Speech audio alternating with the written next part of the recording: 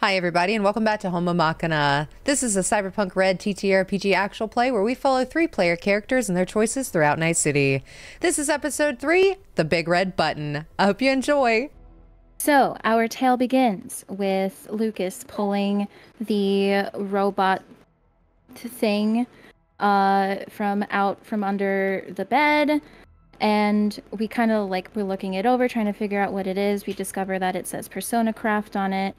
And we take it with us as we try to escape from H10. We hear the sirens in the distance, and we run down the stairs with this body, robot body.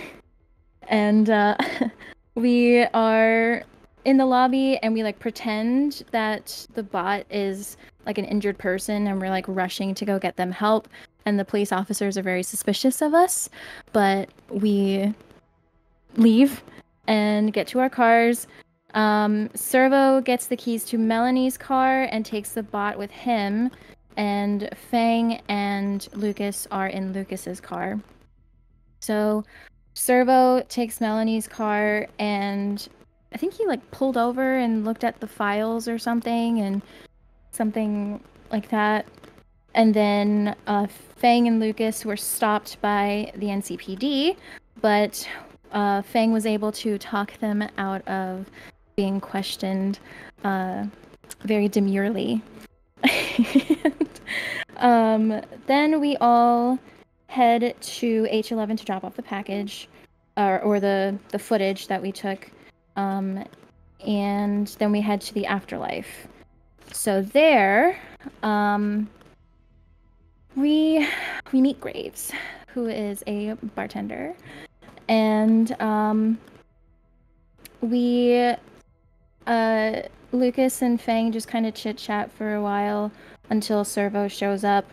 Cerveau ends up going to Rose Red's before to drop off the bot and kind of ask about it, and he ends up leaving the bot with Rose Red, and then he joins us at the afterlife. And then we see the interview with Isaiah Rhodes, and we find out that Lucas has feelings, some type of feelings about Isaiah. And then this guy walks into the bar, and he is someone that Fang knows from her past, and she has a mental breakdown and leaves the bar, and Lucas and Cerveau follow just to check up on her, and then Fang leaves. Lucas follows, he waits at the bar for that guy to come out and follows him to the short circuit. And then Cerveau heads back to his home, where he gets an email about working for Persona Craft, and Lucas goes to Rose Red and talks about what happened to his brother, and then he drives back to the afterlife to go to sleep. Fang goes home, then goes to Beau's place after everything to just kind of have a girls' night, and then she goes back home for the rest of the night. And that's where we left off. Yes. I think I got it all. You got it all. So, you got it all. So, welcome back to Night City. All of you have had an uneventful rest where you have laid your head last session, wherever that was. The sun is rising and it's already really hot. If you have air conditioning in your units, they are running at full blast and they are not stopping. The slightest hint of chlorine, bleach, and diesel fills your nostrils this morning, and you can hear the slightest hum of electricity.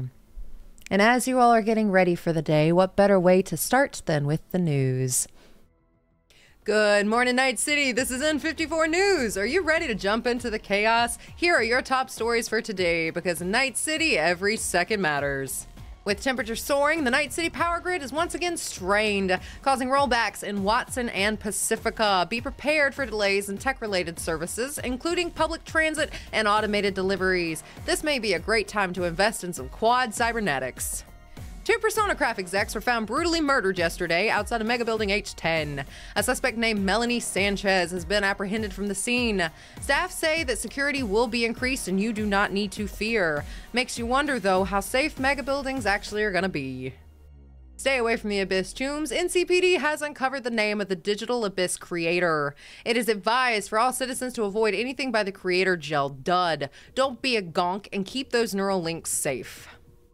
Elections for Night City's new mayor will be taking place soon. Do not forget to keep up with all things political here at N54 News and make sure to take the day off to rush your way to the polls to vote for who will lead Night City into a better tomorrow. Will it be Isaiah Rhodes or will it be Maximilian Baxter? This election is sure to be one for the ages. And lastly, the weather today is set to be a scorcher with temperatures reaching 45 degrees Celsius in the afternoon. Don't forget your sunscreen and to cover up your chrome. You don't want to accidentally burn anybody with all that heat. Stay sharp out there, Night City, and remember, your next breath may be your last. We bring you the news every hour on the hour. This is Ellie Menapee with N54 News, signing off.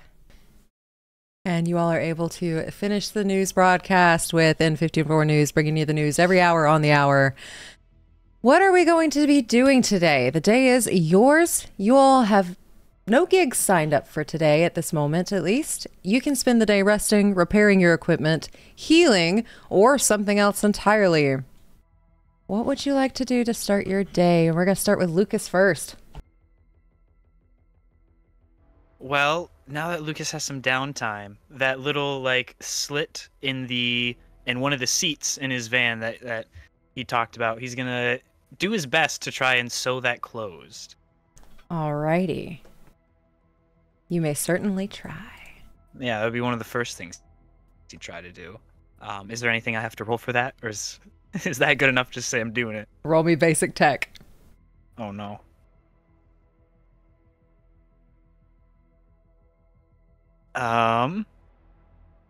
Seven. You think you've got it going, and for the first 15 minutes, you're like, yeah, this is, I'm sealing it. I'm closing it. I'm making this good. And then you realize you didn't have the thread tied at the end. So the entire sewing process you're doing is actually just coming through as you continue to sew. All right. Well, he'd continue trying, but after a while, he'd probably get frustrated and just throw it down on the ground and just, God damn it. You may try again if you would like. No, he's frustrated. He'll try again later. Okay, try it again later. Stay as is. Yeah, and then I guess he would make his way to the afterlife after that. Alrighty, and you were able to head to the afterlife. It's pretty early this morning, but it is really freaking hot already. Like, sun is just blazing above you, and you get that smell of like car emissions, and you swear something's burning that shouldn't be burning. You hear some sirens off in the distance, but you were able to make it into the afterlife. And as always, it is open, and Graves is behind the bar cleaning a glass. He sees you walk in, starts pouring you a little French 75 with lime juice, not lemon juice, and puts it in your normal seat at the bar. Thank you. That guy that was in here yesterday, his name is Inferno. I don't think he's anything to worry about, but can you just let me know anytime he stops by? Yeah, I'll keep tabs. And he goes underneath his desk and he pulls out this little book that he keeps, and you can tell he's writing Inferno's name in it. It's almost like a watch list. And he closes it, puts it back. He wasn't in here for too long. He left pretty shortly after he met with Rogue, so. I know. I followed him after he left for a little while, so. Didn't seem like he was up to anything important, it seemed. Okay, so if you're following this guy, we really don't like this guy. All I know is he's some kind of techie. He makes things that other people aren't really dumb enough to try and make.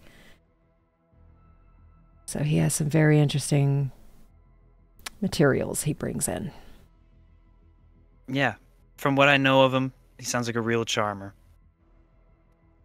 So you just keep a list of names of people that you look out for? Yeah, something like that. Any big ones? Any big ones to know? don't think any of them will bother you, but if that ever becomes the case, I'll definitely let you know. Then, I don't know, just watch the news, drink his drink. He has no plans. And you're able to sit in there with Graves, and Graves makes sure your glass is never empty, brings you water in case you need it as well. And with that, we're going to go over to Fang. What are you doing this morning? Fang, she's waking up kind of slow. She had an entire bottle of wine last night, so she's a little sluggish as she rolls out of bed. She straightens herself up in the mirror, and she heads out to Whitechapel to shadow Jax and just continue work as normal. And you're able to do so. He's got plenty of clients on the bookings today, as he's doing like some simple surgeries and things of that nature, simple implants. So you're able to easily shadow. And this is the type of things that you feel really comfortable doing. So it's nothing super complex. Jax would offer for you to take over for him if you would like to kind of get that experience. And he's booked until 5 p.m. today, which is normally his closing time. Unless there's an emergency, he'll open a little later. But he's got people coming in all day, except for y'all's normal little lunch break. Okay. She would stay the entire day, you know, learning's never done. So she will, any opportunity that she gets for surgeries, you know, getting a better handle on techniques and things, she will do her best with her foggy brain to complete all of them. Alrighty, roll me a surgery skill. Oh, okay. I shouldn't have said foggy brain. Surgery.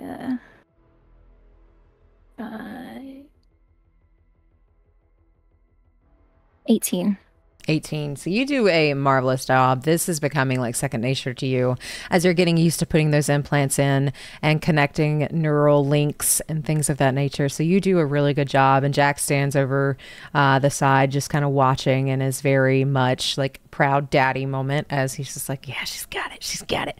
And he like might put a little input in here and there, but you've pretty much got it down pat. So he just watches, and you're able to have those conversations with your clients and with Jax during the day. And that's how you're spending your evening? We closes at 5, right? Yes. She would stay till close. And then I think she would make her way to the afterlife. Alrighty, hold on to that for just a moment. Lucas, how long are you staying at the afterlife for today?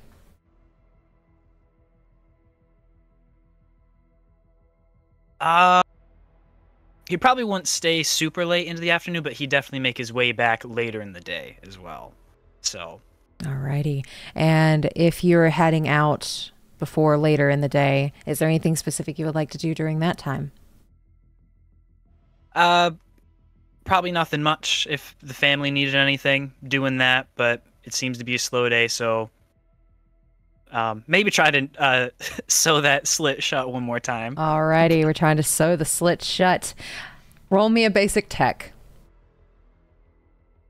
We might have it. Oh my goodness.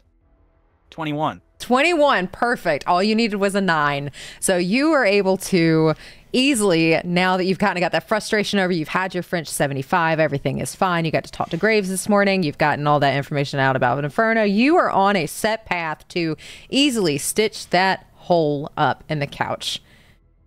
And now you don't have to worry about anybody else ripping it further. And then just after he does it, he's just pulling the thread all the way through tight. He's like, yeah, fuck you. And putting his stuff away. And I love it. And while you're in the repairing mood, did you want to repair your armor? Oh, yes, that's right. That is something that can be done. How would one do that? You're able to just take it out, look at the damages. Roll me a basic tech.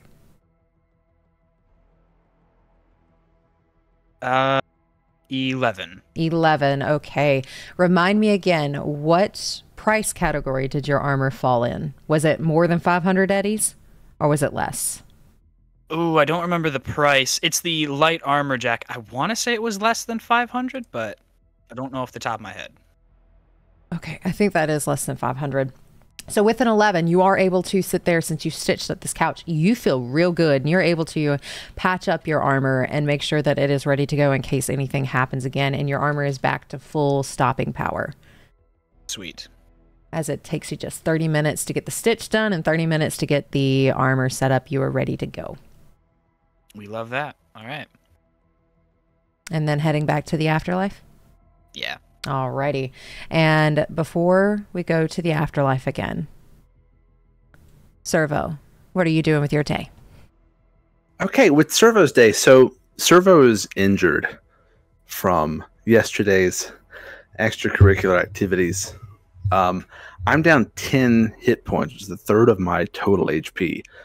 And if I'm not mistaken, it's 5 per day if you take it easy. And I guess I'll explain what I want to do, and you tell me if you think that is easy enough to count as healing. Because ultimately I want to heal. I want to go visit Rose Red, and I want to get my armor repaired. I don't know if I can do that like Lucas can, or is that like a nomad thing that he can do it and I have to find someone who can do it for me? That is an everybody thing. You can try to fix your armor. And depending on how expensive your armor is, depends on how hard it is to fix. If you have a luxury item, you're probably not going to be able to do it yourself. But if it's something basic, you could probably do it yourself. Okay, I have the light armor jack like Lucas does. So what I'll do with the first part of my day is I will wake up and I will text Rose Red and I will say, I'm really curious about my delivery yesterday. Can I swing by later to check it out and talk with you about it?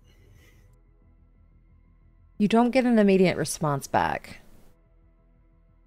But She's a busy woman, yeah. She is busy. She will probably message you back later. In the meantime, I am going to try to repair it's just my body that took damage. Does it matter how much it took, or is it the same kind of roll? It's the same kind of roll. So you're able to look at it, assess the damage. As long as this is a basic item, less than 500 eddies, you can roll me a basic tech. And while you're rolling that basic tech, Fang, what's up? I was just curious, since I did stitch him up, does that speed up the healing process a little bit, or does it need to be a bigger thing? So there is a type of cyberware you can get that speeds up healing processes. But other than that, you just made sure he was stable. Okay. You helped him like heal, but it's still you gain however much your body is per day of rest. Okay. Mm-hmm. Cool. And most of it was in my brain, I think. 2 points physical, 8 points mental. Melanie Sanchez's car got to him. That is true. I feel well, I don't know if I feel bad for that woman. I can't believe she killed this corpse. That's terrible. Well, justice is always served in Night City, like I always say. So I will try to repair the light armor. I did roll. I got an 11 on basic tech. If you have an 11, yes, you are able to take that 30 minutes that is needed to fix this everyday armor. Or excuse me, 1 hour, and fix this everyday armor. And it looks good. You got it set back up to where it was before you got hurt. Cool. Anticipating a response from Rose, I'm going to go ahead and head out, hit the metro, just go to... Is she in Watson or she's in the marina, I think? She is in the upper marina. She is at Marina Heights. And as you are walking out, your power goes down. Like to my container? To your container, as you are all getting rolling power outages in Pacifica and Watson today. As you begin walking out, your power goes out. And there might be some delays in public transit. I really thought I paid that one. Hopefully it's not just me. Can I look around and tell? Are there like blinking street lights or other people's power out? Can I tell? Roll me a perception check. 15. 15. With a 15, you can kind of hear it and see it with a 15. It's almost like this noise that comes through as there is a rolling power outage. Okay, I really hope that comes back on. I'll make a note not to open the fridge, but it's good because I'll be out. So I'll go ahead and head to the metro, and we'll see if it's delayed. But my plan is to go into essentially Rose's neighborhood and just hang out, get some food or something, waiting for a response. Alrighty. And we're going to say that as you are heading towards the metro, there is a delay, and you do hit a delay. But closer towards the afternoon, Rose Red does message you back, and it's just a very quick, don't do anything gonk, you can come in. That's what she always says. So cool. I'll just respond back with cool, and I'll head to her place. All right. And you were able to make it towards Rose Red's, and we're going to say it's like 2 o'clock in the afternoon right now. You're able to make it up to the apartment 572. You do notice that there are some like street food vendors around, and you get that smell of synth meat as well as the emissions, and like you can feel the heat from the pavement just coming up at you as it is so hot today. But you're able to make it to her apartment. I'll do a little rap on the door. Come in. I will go inside. What do I see? It smells like apple and cinnamon as it normally does, but it is really dark in this room and this little apartment. You see Rose Red at her computer, like feverishly typing away at something. You can see all of these little screens popping up as she's trying to make connections and trying to find contacts. And you see something pop up about the Sokovas. She looks tired. Like you can see that she has like dark circles under her eyes, and you get the sense she has not rested well since you all left.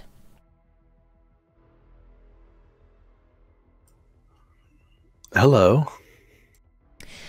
What can I do for you, Cerveau? I guess they didn't hit you with the rolling blackouts yet? Or are you on backup power? Have you heard about those going around? I did hear in the news, but I think it's specifically for Pacifica, and they might hit us since we're close to Watson. Maybe we'll get away from it, but I haven't heard anything specifically of a time. So I'm just trying to make sure that I've got all this information before. Anyway, I haven't gotten hit with a blackout yet. Have you?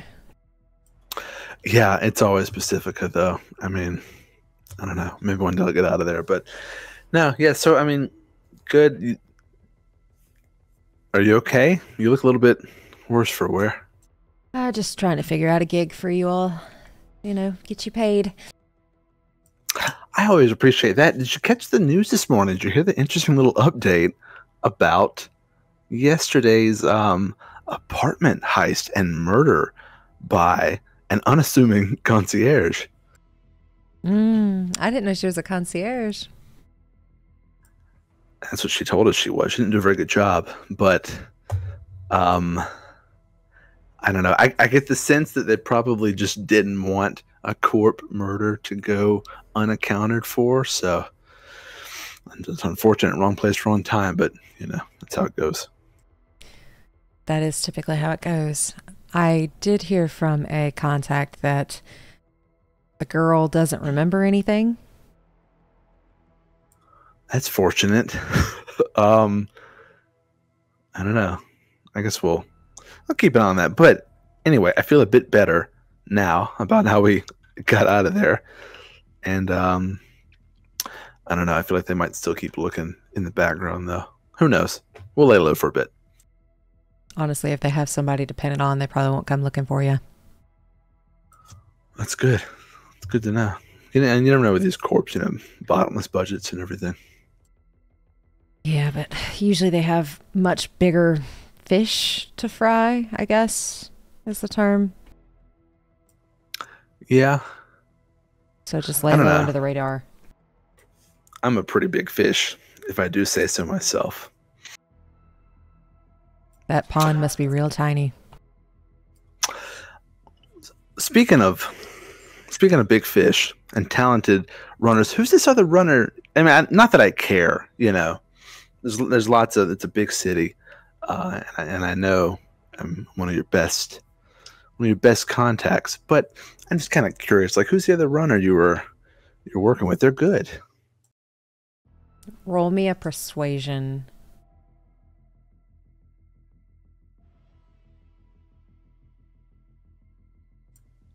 $12. She looks conflicted. You really fucked up with that one, Cerveau. I mean, in a manner of speaking, maybe.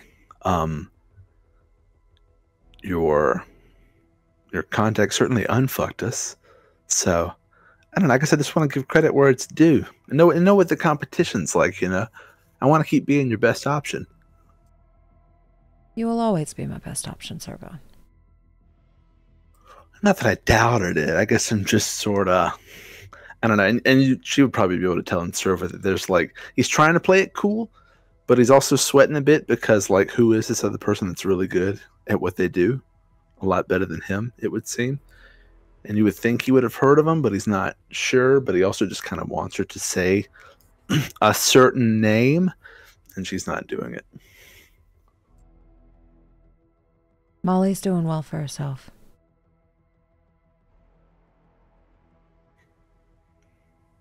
Is it Molly? That's all I'm going to say. Do I need to stop asking questions about that? Should I change the subject? Like I said, you fucked up with that, Cerveau. So this bot thing, have you had a chance to try to get into it? It is locked down. I don't have any net runners to do it. So I went and got a Faraday cage as you asked. And you can see it. It's sitting in the corner of a room in a little cage. That is, she's got it crammed in there. It's a tiny little Faraday cage. So she has quite literally shoved this piece of equipment into a Faraday cage. You don't think Molly could get into it? I'm kidding. I know. Anyway, I don't know. I'd love to see what's on it. It's locked down like most corp tech, but I'm curious. I've never seen anything like that before. Have you? I've looked into it a little bit. This is what PersonaCraft has been trying to put out here recently. Is robots. It's a newer tech. I don't know too much about it, but I can look into it a little bit more. But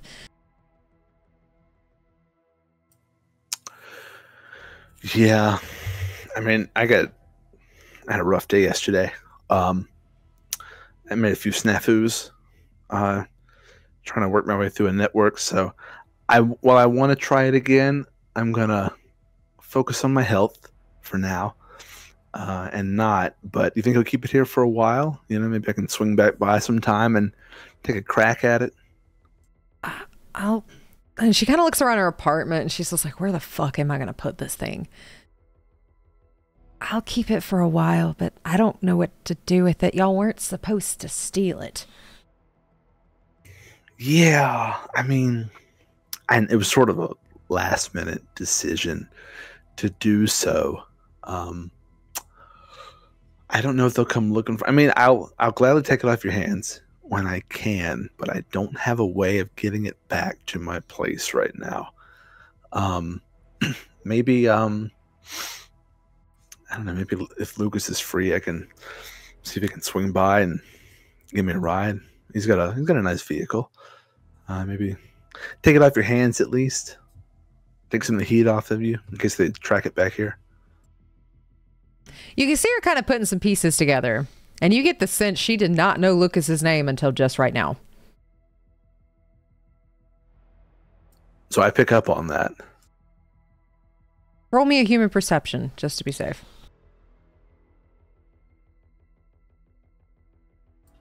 14. You pick up that was kind of like a new information that she was going to be trying to get is a name.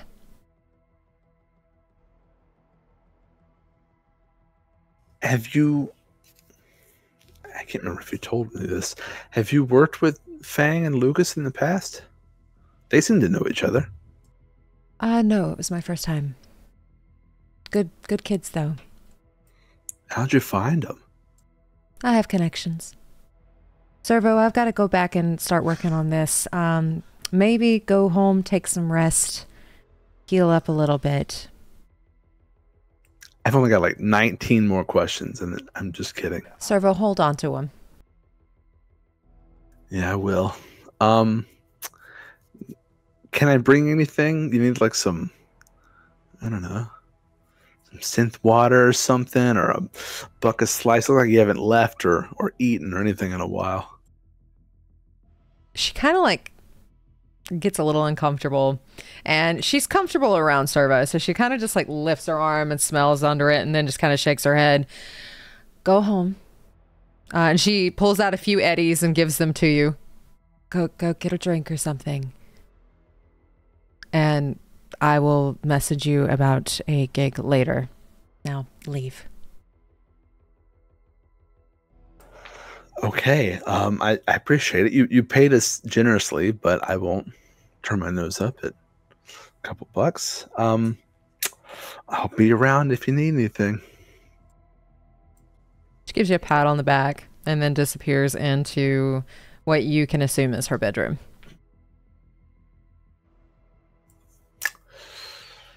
So did she leave her computer unattended? Yes, she has left her computer unattended. Are the monitors up, or is she like locked it, masked them in some way, or can I see what's on them? Well, she thought she was in trustworthy company, so she didn't lock her computer. So I don't want to use the computer, but I do want to see if I see anything on a monitor that looks like... Do I see the Persona Craft symbol? Do I see a name I might recognize? With your background, how much do you know of nomad clans? I know a little. I've been out of it for 12 years or so, I'd say. Roll me a concentration check. I got a critical fail, so that's an 8 minus 7. I got a 1. With a 1. Nope, none of this seems to ring a bell. As you're looking over the screen, nothing seems to quite stick out. But you do see a carrier for Biotechnica on one of the screens. A carrier? What do you mean by that? Like she's looking up a transporting carrier that is specifically for something for Biotechnica. Okay, I'm going to let myself out of the apartment. Alrighty, and are you heading anywhere? You going back home? What you doing? I'm going to try to find what sounds good to eat, like some yakitori or something on the street, and then head back to the metro. And you're able to easily do that. This area has... You find your yakitori, but there's also crepes, pierogies, falafels. You find little food stands. It is all synth meat, of course, but there are like little stalls and everything set up on the side of the road next to this hotel. So when people are leaving or coming, they can grab their dinner, their breakfast, or something like that. So you're able to easily do that, and your charge will be 6 eddies. Okay, cool. and you're able to head back to the metro, and it seems like everything is back in working order. And while that is happening, it is now about 5:30 in the afternoon. Fang, you're making your way to the afterlife. Is there anywhere you stop on the way? I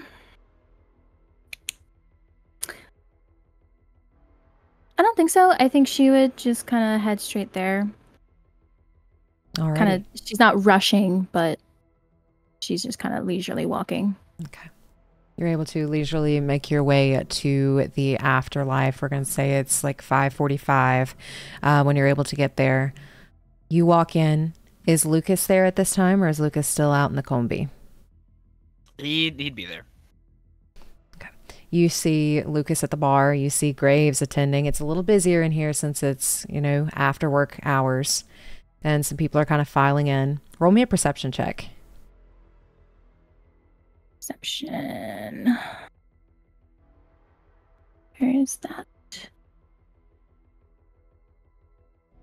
That's a 1. How do crits fail work again? All right. So you get a 1 plus whatever your perception base is. And then you roll another d10 and take that from it.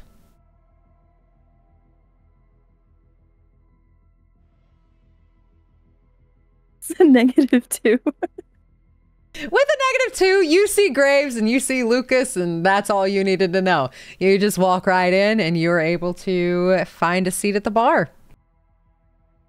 Okay. Hey, Luke. Hi. How are you? Hi. How are you? Oh, What's do I wrong? sound that bad? Yeah. I just haven't done much today. Sewed that little slit. Well, I tried one time, the first time, and I fucked it up. And I drank. Did some family stuff. Got it. The slit the second time. Oh. Drank more. So Yeah. Sounds it's like actually been rough a day. good day. Yeah, it's been a good day actually. Now that I think about it. Well, there you go. How's Got something yours? to be happy about. It was good. Did a lot of surgeries today, but they were all successes. So we're pretty preem. Yeah, y'all are the best. Yeah, we try. Came back Uh, that you couldn't get enough of Graves. You're here for Graves, aren't you? She looked down. I just remembered that I kind of left without paying, and I felt like I should come back and see the bartender to pay for the drinks. Right. Yeah, that's good that you came back to do that. That's good. Yeah. Because I'm good like that. Well, I don't think Graves actually cares too much if you pay. I mean, he gave you the first drink for free, right? You didn't owe anything. Well, see, I don't know. He never said anything about it. He made Cerveau pay, though. Yeah, I don't know what was up with that. That's fine, though. I mean, I guess I don't... Is it... It's interesting that a bar is giving out free drinks. Really weird as he takes another drink of his. Well, I guess I won't complain, but I still want to see if I can settle it, just to be sure. Fair enough. Don't want to leave open tabs. I get it. I might leave this tab open. So you never know what could happen at the afterlife. No, you don't. He says very curiously. She just laughs. And she will look for Graves. And as soon as you lift your eyes up to look for the bartender, he comes over, hands in his pocket. Another Murphy spiderweb today, or can I get you something else? You know what? Yeah, that Murphy's web was pretty nova. So I'll take another one of those. And I'm holding you to a high standard now because it was delicious. So don't disappoint. He kind of like does that like little smirk, like, I'll make it better then. And just kind of walks away and starts making the spider's Murphy's web. And he's got like, does a little candied floss to make it look like a little web and slides it your way. Thank you. And I just kind of wanted to check. I kind of just dealt it out of here last night without paying my tab. So I just wanted to settle that as well. He just kind of looks over at Lucas. Don't worry, he took care of it. Should look over at Lucas. I definitely did. You're welcome. Okay. Well, thank you, Lucas. It's all right. It was after a job that went well, so I can buy everyone drinks. It's fine. Wow. Got eddies to spare. Well, now we do, yeah. It's very true. Well, I mean, Yeah. you did say you would cover the ladies, but you left the other guy. Said you weren't covering his. I paid for his first one. The second one, that one I left. He was pushing his luck on that one. Gotcha. Okay.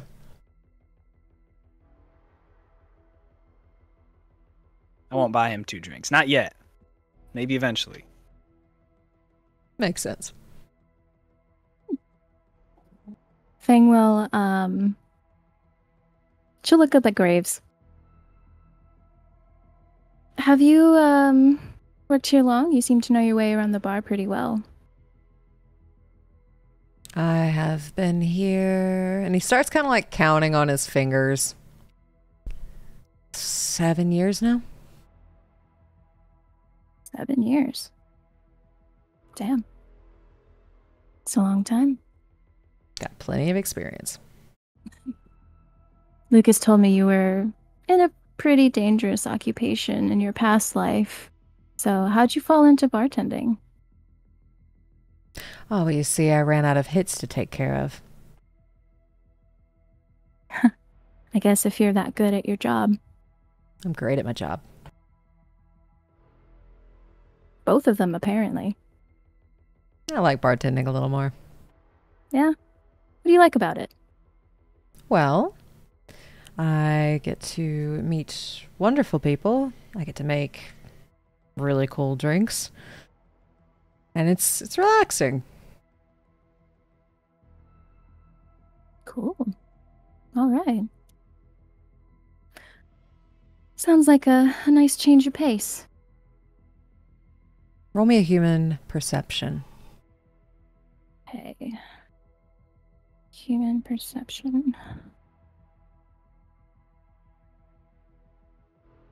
Ooh, that's the word crit. Nice. Okay, so add 10 to your base and then roll again. Okay, so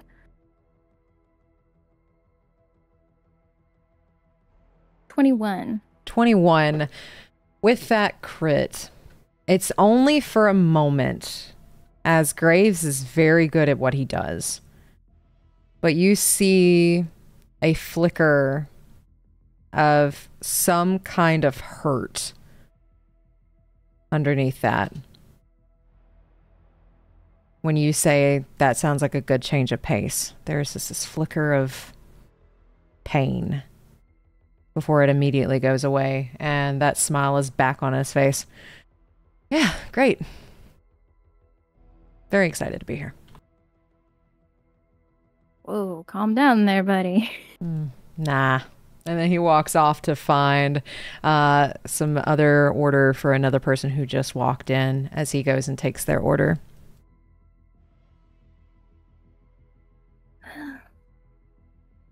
She'll turn to Lucas. Trying. You're trying. And that was a good, you were getting there. Yeah, you got any tips? For Graves, no, I don't. I've never tried to, like, flirt with him, so I'm probably not the best person to ask about that. Well, it's never too late to try. You are so right. You know, I've never even thought about trying before. What can I say? This brain is full of preem ideas. You have a lot of good ideas, yes. Yeah. That's the newest one. Yeah, I'll have to look into that. Let me know how it goes. We can exchange notes. Exchange notes, better ourselves. We'll become more efficient. He won't even see it coming. We'll be good. Tag team. And Lucas, at this time, your normal agent has a little ding. All right, take it out. Take a peek. It's from Ma. Say. Are you coming home anytime soon?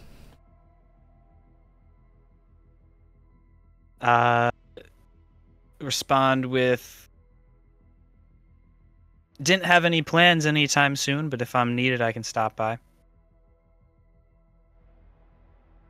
Well, you'll take your time. Might be nice to see you within the week, though. Haven't seen you in a while. Been busy, but I'll be sure to make time soon.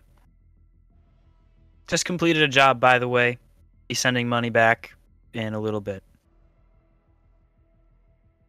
You see the 3 dots pop up like she's typing, and then they stop. And you do not get a response back.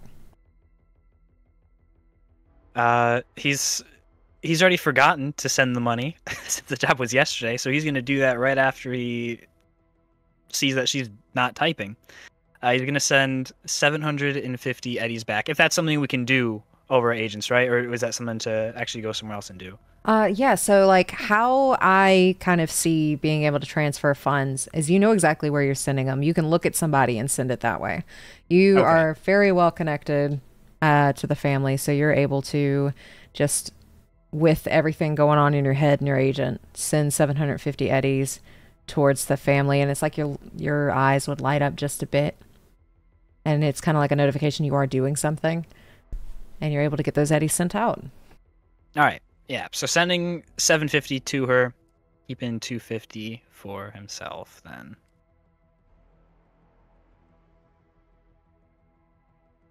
And she, as soon as it gets sent, you know it's delivered, but she doesn't send anything back. And this is quite normal for her. Either she got distracted by something else or just didn't really know how to say anything. Yep. You're welcome. And puts his agent back in his pocket. He says that out loud. Yeah. You're welcome. Mother sent a message. Sent her Eddie's back. Yeah. Oh, She didn't respond. I was just saying you're welcome just cause. Yes, you just reminded me. I gotta pay Jax. She makes a mental note of that. How is the family doing? Family's doing fine. Busy as always. I don't think anyone's been in mortal peril for a while, so I think that's an improvement amongst other weeks. So, but yeah, I haven't seen anyone around in a minute. It's been good. Before we just did our job yesterday, I had a little delivery. That's what the hole in the seat was, that I had to smuggle something by. So, oh, okay. It's been good. Wow. Well, congrats on your smuggling, I guess. Thank you. I try very hard. You're welcome. And while you two are having this conversation, Cerveau, where are you going once you get in the metro? You going home? You going somewhere else? Yeah, I'm gonna go home, but for a moment, Cerveau pulls out his agent, and he pulls up Molly's contact info, and he goes to type a message out, and then he sort of stares ahead for a minute, and then I'll delete it all and lock it up and put it back in my pocket. And then just going to go home and rest the rest of the evening. Alrighty. Is there anything you do at home while you were resting? The power is back on at this time. I'm assuming I have like a personal computer in my place, being a net runner. I'm not saying you have to give me a bunch of stuff right now, but I think he'll spend this time to research a bit about Persona Craft, and what they do, and maybe do a couple of searches for like Persona Craft Butler, Persona Craft Robot, something like that, seeing if he gets any kind of hits on anything. And you immediately get a hit. There is a website, and it also has the address for their corporate office, and like not a warehouse, but you know how like the best thing I can think of, like a Best Buy, like you could go in and like shop in person. A showroom, kind of. A showroom, yes. So you get the address to a showroom, and it pretty much states their mission. Why buy when you can craft? Why hire when you can craft? And it's a company that has created robotics to help with things around the house, babysitters, substitute teachers. Like, they've created a robot, multiple different kinds with different kinds of interfaces that are best to serve you. Why hire a teacher when you can buy one? Why hire a babysitter when you can buy one? Why hire a butler when you can buy one or craft one? I don't know, I get the hired help thing, but who the hell is having fucking bots raise their kids? What is this city coming to? I'm going to make a note of the showroom address, though. And maybe check it out. I have some more free time this week. Okay. It does say they are open until 8 p.m. tonight. About what time is it? Right now, it's about, we're going to say 6:30. Is the showroom in the Corpo Plaza, or is it somewhere else? It is on the east side. Let me pull up the map real fast. Oh, yeah, because the plaza's kind of... You don't want to spend too much time there right now, right? Yeah, Corpo Center is still radiated. So we're going to just do this. It is in North Watson. Oh, that's the other side of town. I will check that out. Maybe tomorrow. We'll see. Alrighty, so yeah, you have the showroom. Did you want to reach out to any of your crew this evening, or did you want to like link up with them later? And are you calling it a night for this evening? I'm not going to reach out to anyone else this evening. Sort of definitely very introspective. Hearing that name for the first time in a while, and that she's working. So just sort of taking it easy until tomorrow. You got it. So you're able to call it a night and get all that situated. And I will say at this time, your phone buzzes, and it is rose red.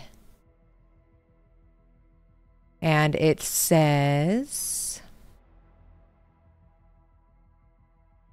got another gig for you, Choom. Deets at 9 a.m. I'll just reply, your place, with a question mark. She gives you a thumbs up. I love to send them. I hate to receive them. Serves me right. So I'll set my alarm, make sure I'm up by 8 or so. Alrighty. And with that, we are going to pan back to Fang and Lucas. Is there anything else you all would like to do at the afterlife? Any conversations you would like to have? I've got nothing specific. No, I think Fang's just kind of looking around. Kind of seeing the scene because it's still a new bar for her. So. And looking around at the scene, there are a lot of people at the bar. You two have your seat settled, and there are like a couple booths with like a hologram that shows like a person dancing on a pole on each of the booth sections. And then one of the sections specifically is like bodyguarded up. And there is a woman with graying hair back there, a neon jacket that looks like she is taking in people and talking business, but it is always guarded. And at this time, you both get a text on your agents. Lucas, specifically your business agent. Fangs. Good job the other day. Got another gig for you. Same crew. Deets tomorrow at 9 a.m. She will respond. Preem. Same location. You got it. Nova. And Lucas says, got deets on a Sokova shipment. Deets tomorrow morning at 9 a.m. Same place, same crew. His response was short and simple. If the little saluting emoji exists, then he's using that. Yes, there is a saluting emoji. And then you also see the little 3 dots pop up. And like they stop for a second, and then 3 dots pop back up. They stop a second. It's almost like you get the sense she's typing something, deleting it, typing something, deleting it, typing something, deleting it, until she finally says, I'm sorry I never asked your name.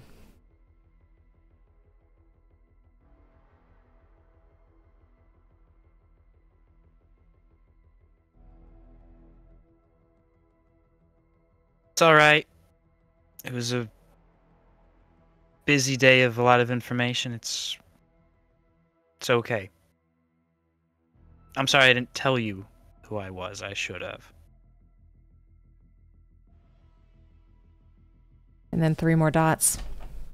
Lucas, right? Right. And then it just says, nice to formally meet you. Anyone probably won't respond to that one. Alrighty. And you all are able to continue drinking at the bar. Graves never lets your drink drop. And if it, like you decide you don't want any, make sure that you have a glass of water. Is there anywhere else you all would like to go this evening? Or are you going home, getting ready for bed?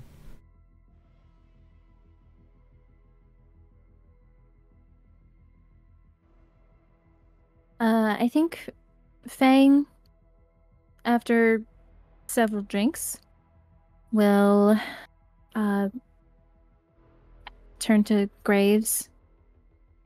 Thank you for good night and good drinks. Kind of has like this little half smile.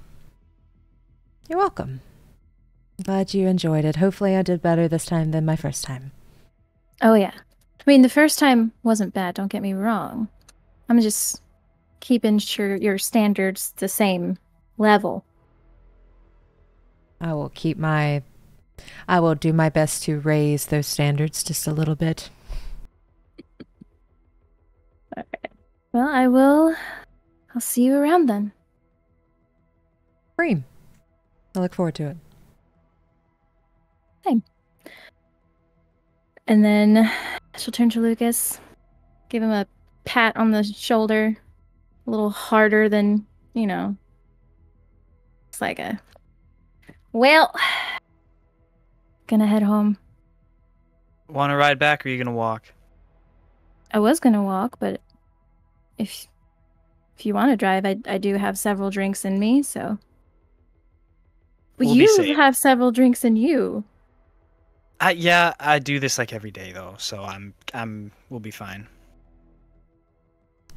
Do y'all want me to call you a cab?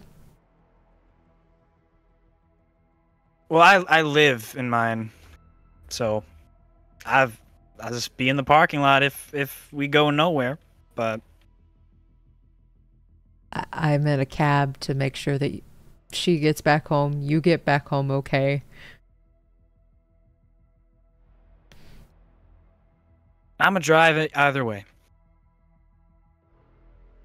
All right. And he goes in the back and brings you out a couple of waters and hands them to Lucas. Thanks. We'll be fine. We'll be good. Okay, yeah. By the way, Graves, drinks are always good. I don't need to quality control you.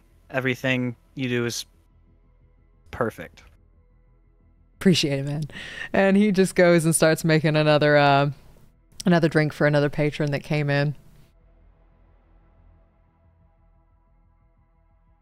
Good to go? To Fang. Yeah. I'm ready. And then head out and drive back. Since you both have had drinks, roll me a drive land vehicle skill at a -2. I assume I don't have to roll that. No, you don't have to roll. Unless you want to pretend you have the gears. You're navigating like that way. 19. Okay, with a 19, yeah, you're able to very easily make it towards Whitechapel. And streets are pretty busy. They typically always are. But you're able to make it there pretty easy into Haywood on the border of Santo Domingo and make it to Whitechapel. Told you I could do it just fine. I'm sorry I ever doubted you. It's fine. You keep All right. raising your standards each time. Real good. Yes. I try so hard. You do great. She will step out of the car, turn back around, drive safe, don't die, and then she will head inside. Alrighty. And following Fang for just a moment, what are you doing this evening? Are you just going straight to bed? Or, because you got an early morning in the morning. She is going to find Jax. And she'll transfer over 500 eddies without even saying anything. For rent. You could, are you good for right now? Do you need any? Yeah. Okay. Yeah, the last gig was good, and I got another one tomorrow, so we're good. Okay. Just don't feel like you gotta do it, you know? Like, just whenever you get the chance. Otherwise, like, don't worry about it. Don't put any pressure on you. Okay. But he would see that she's not gonna listen to that. You okay, kiddo? Yeah. Yeah, today's a better day. Good. I'll get you some rest, and tomorrow will be even better. Tomorrow will be better. I do have an early day. I gotta be there at 9. So Everything will be won't good here. Okay. All right. She'll give him a hug, and then she will head to her room and get ready for bed. And she'll reach under her bed and pull out a box. And in that box, she flips through a couple pictures of her and Inferno. Just kind of remembering the good times as a couple of tears kind of streamed down her face. And she just falls asleep with those pictures scattered around her on the bed. No. Okay, yeah, you're able to do that. And Lucas, where are you settling down for this evening? Damn, I had like the same idea of something to do. Do it. He'd drive back kind of close to wherever the same spot was that he spent the night. last night, like a block or two away from where Rose Red is. And once he finds a parking spot, he just sit in the driver's seat for a little while, take out that picture of he and Laz that he got from Reds, and just look at it for a little while, eventually pulling down like the visor, the little personal mirror thing. Is that what it's called? I don't know. And he's gonna rubber band that picture right next to a picture of he and Andra, and just kind of sit there, kick his feet up on the dash, and just look at them for a little while. Yeah, and probably recline his seat and fall asleep like that too. Yeah, so y'all are able to do that, and all the heart-wrenching glory that is. As the sun begins to rise, as you all have now healed whatever your body is. If you are hurt, you can now add your body back to your HP. Since you all took a very light day of rest, had a few drinks, didn't do too much strenuous activity. And as you all wake up, again, you smell that like smog smell of chlorine, bleach, and car emissions, and hear some sirens going off. Is there anything any of you would like to do specifically before you all meet at Rose Red's in the morning? Is there anything you would like to do with your morning? Otherwise, we can just jump right there.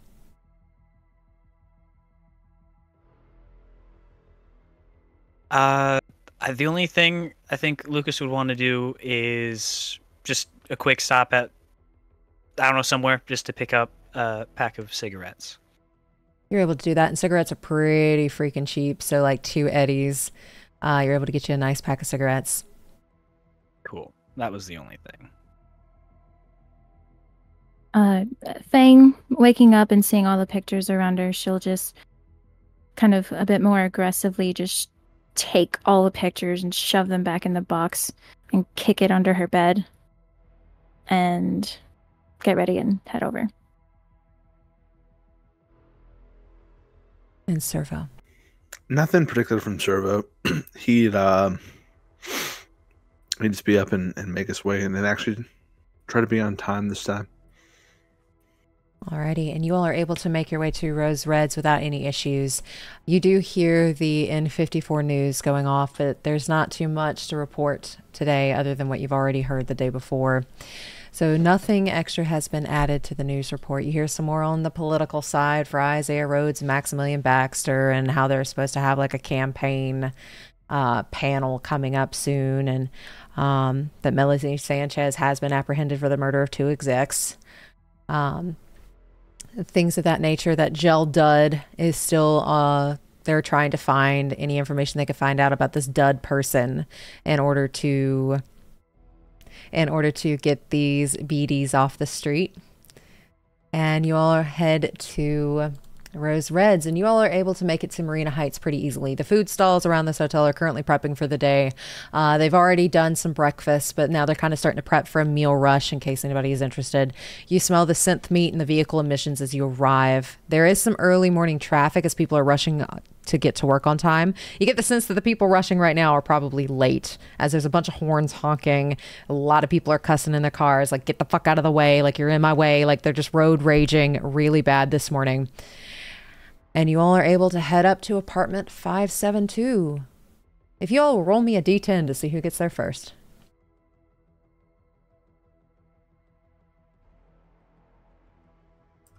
9. 6. 7. Cerveau, you get there first. Is there anything like specifically you want to do when you get to Rose Red's store? I'll do a little like rhythmed knock that I always do to indicate it's me. Come on in. And I will.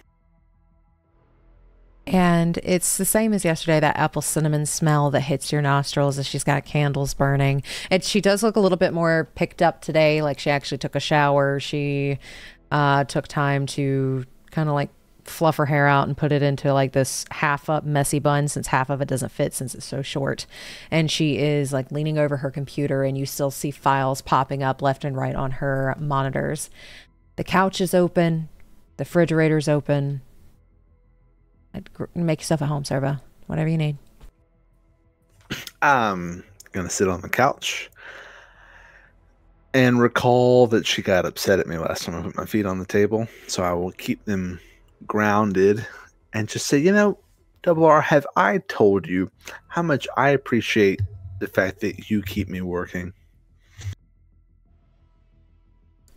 Well, I appreciate the fact that you get your jobs done, even if they are sometimes sloppy. Hey, a win's a win, right? I mean, I come through. You do come through. It's the reason I always hire you, Cerveau. Are you nervous about something? You're kind of like talking like you're a little bit nervous. No, I mean, no, not at all. I have nothing to be nervous about. I mean, life is good. I'm making bank. Knocking some of these corps down a peg or two with the help of yourself. So no, things are peachy. Why should I be nervous about something? I need you to roll roll whatever you think is necessary here. Are you telling the truth? If you are telling the truth, roll a persuasion. If you're not telling the truth, roll me an acting. Should I tell you what I'm rolling? Nope. 11. She rolled a 16. I'm acting. I'm a little bit nervous. You'll be fine, Cerveau. What are you nervous about? Nothing. No, all is well. All's well. What's since who are we working with today? Who do we got on the docket? It is you, Lucas, and Fang. Oh, they're good. They're very good. Yeah. Cool. Well, I'm here on time. So your best net runner is here on time. That's great, huh? You're laying it on thick, buddy. Yeah, okay. I'm sure they'll be here any minute. I am very proud of you for being here early, though. And she's going to, like, reach under her desk and pull out, like, this little candy bar. Candy bars are a little hard to come by at this point, and she, like, tosses you, like, a fun-sized... It's like a Twix that she kind of keeps in, like, her little drawer of chocolates that she has. Is it a left or a right? It's a right. I'm kidding. A delicacy. Why, thank you. Okay, I feel like I'm rambling. I will keep my mouth shut. They should be here shortly. If you need a water, they're in the fridge. And at this time, Lucas, with that 7, you make it to Rose Reds. He just walk in. I don't think he'd knock or anything. Just walk in. The door is unlocked. You were able to walk right in.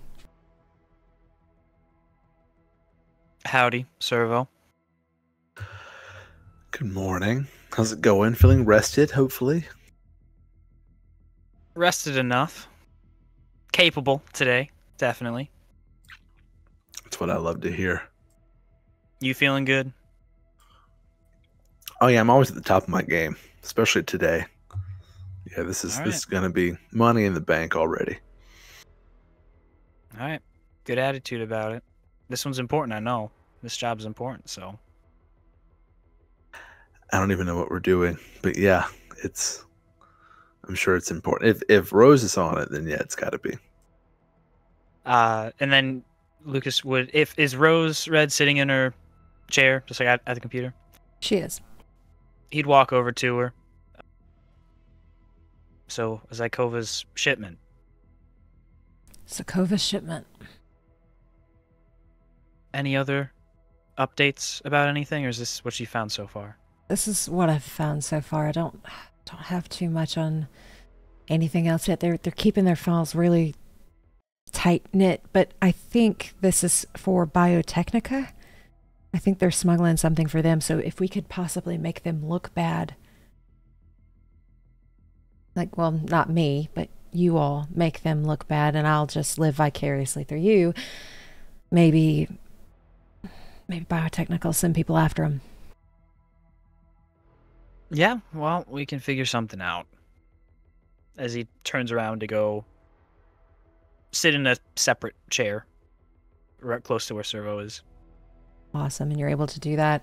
And at this time, after that conversation, Fang, you come up with a 6. Fang walks up to the door, gently knocks. We're all in here. She'll open it, step in. Same crew. You all seem to work really well together, so why fix something if it isn't broken? Fair.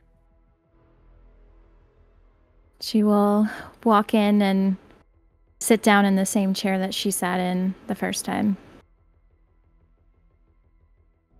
Cool. Bless you. Thank you. Bless you. What's true? And as you all sit down, she is going to slide a black, unidentifiable data shard to you all again. Same kind as last time. And you all know data shards, again, typically have some kind of mark, but you get the sense her mark is nothing at all as she slides each one of you a data chip. Go ahead and chip in. Fang will slot it in. Same. Doing it. And as you all do that, she starts explaining what this gig is.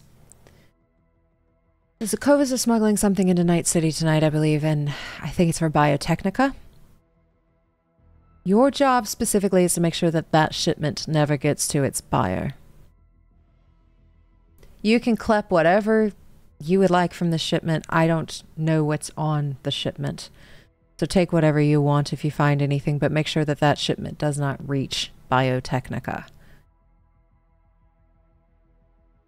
And as you slide in this shard,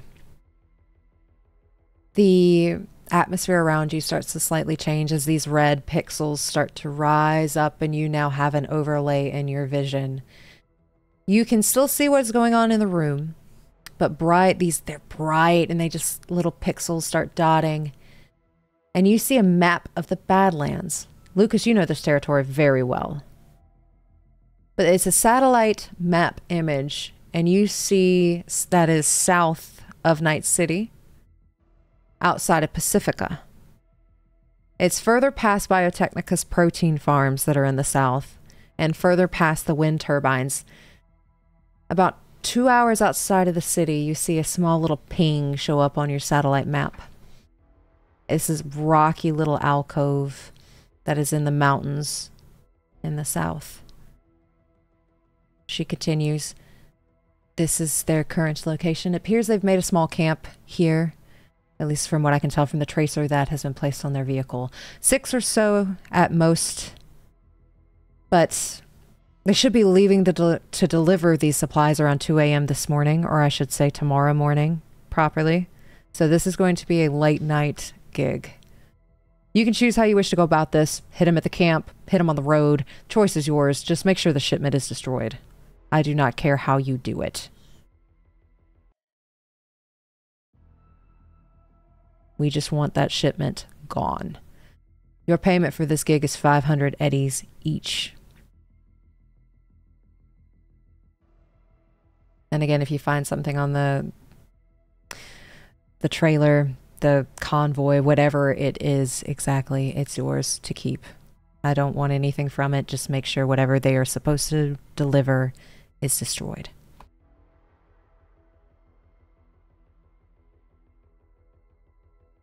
Sounds easy enough. Cerveau, you look like you have a question. This is above table. How familiar am I with the Zakova clan? You rolled a concentration earlier and got a 1. But you are more than welcome to try this morning. I did get a 1. That's true. Maybe a good night's sleep will help me. 14. All right, with a 14, the Zakovas are a pretty big one. And, like, you don't know too terribly much about them. But, like, they look nasty. Like, they look like they will do whatever they have to get shit done. It's a clan you don't want to mess with.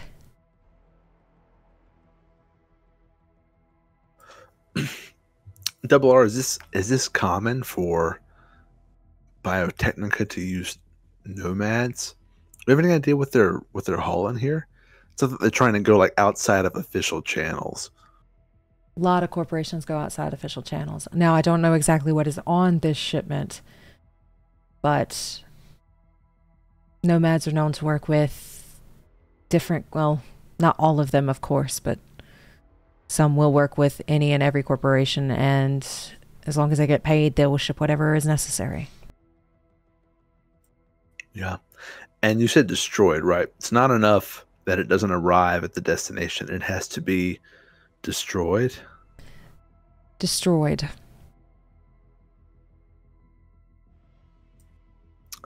Okay. Okay. That way they fail their shipment. Right. Yeah. Nothing hurts worse than a bad reputation. I wouldn't know, but yeah, I can imagine. And then I also have an above table question. Yeah. So from where the little, I don't know, cave, alcove, that ping was, how close is that to Lucas's recollection of wherever their like home camp is? Not too terribly close to your family, but closer than comfortable. Yes. All right. He doesn't have any questions to ask. I just wanted to clarify that. Okay, you got it. And she just looks between all of you.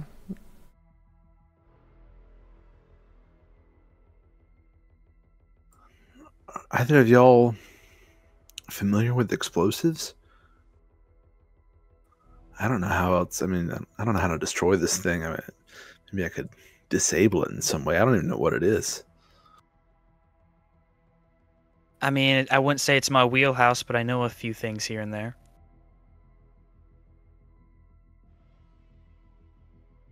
I'm all for blowing stuff up if we need to. Yeah, I don't have closest. I think is just installing some cyberware that shoots explosives. But yeah, no knowledge here. Yeah, I mean, I'm sure we can figure something out.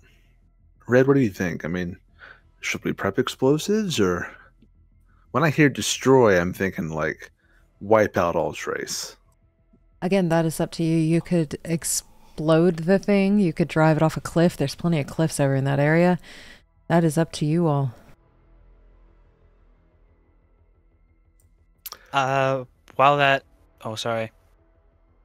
Okay. While that conversation was happening, Lucas would take out his work agent, and I don't know, I assume he has a contact of, what, a techie or someone, whomever would be good with any form of explosives.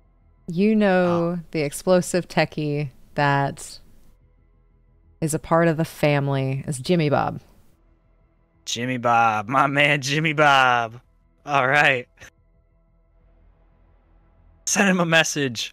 Hey, Jim Bobs. In need of something potent. Do you have anything readily available? You immediately get like a really excited like message back. Fuck yeah, Toom, I got something. Just stop by. I got you. Potent? Potent? I can do potent. Very potent. Just, yeah. Something potent. Potent. Yeah. Yeah. And you can almost get the sense that like he is grinning through the phone. I can do potent. And he has just a smile on his face as he's sending and receiving the messages, but after Jimmy Bob's most recent message, put the agent back in his pocket, go like stoic face. I think I have something. Something potent, so I've been told. Oh, good. I like potent. Yeah. Potent's good.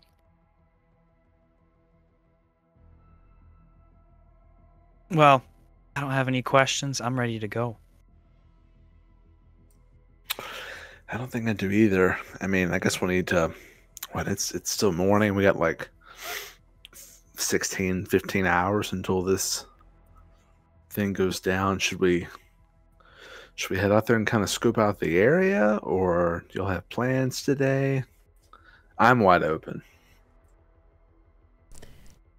And you specifically mentioned possibly going to Persona Craft's storeroom today. I did. I'm actually going to tell everyone what I found through my searching, and just sort of relay what you told me about what they do. And they have the showroom that you can go check it out. And I'm just going to say, I mean, it sounds like we got out of there without our faces being plastered all over the news. I kind of want to go by the showroom and pretend to be an interested customer, but I don't know if we're still too hot right now or what.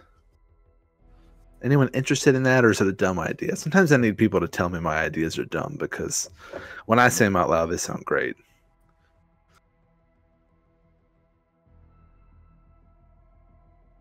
Well, I have no particular interest, but I also don't have much to do on the daily, so I'm up for it. I would wonder if we're still a little too hot, though, just in case. Yeah, that's kind of the only thing I'm worried about. So, I don't know. No, that's fair. Yeah.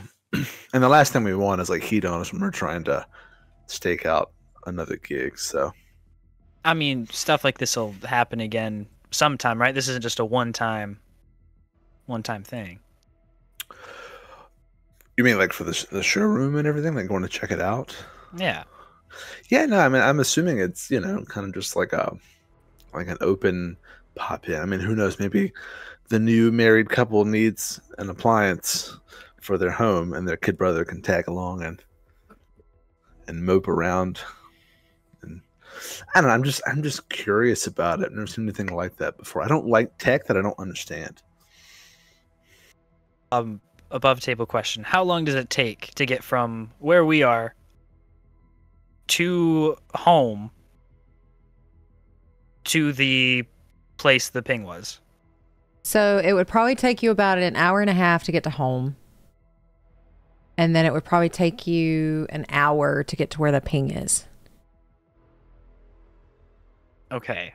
And then I guess what would be the travel time to the showroom as well? Showroom is not too far from where you all are, actually. It's about 30 minutes depending on traffic. Okay.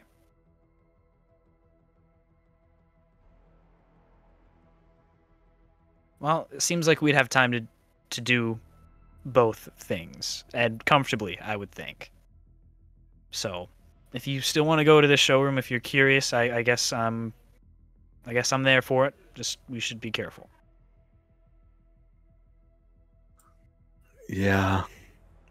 I don't know. Fang, you raised a good point, too. I mean, you both raised good points about... Now I'm getting nervous about them recognizing our face or something. I mean, it's a huge corp, not to be the same people, but... I don't know. My gut's telling me... I don't know. What do we need to do for your explosive solution?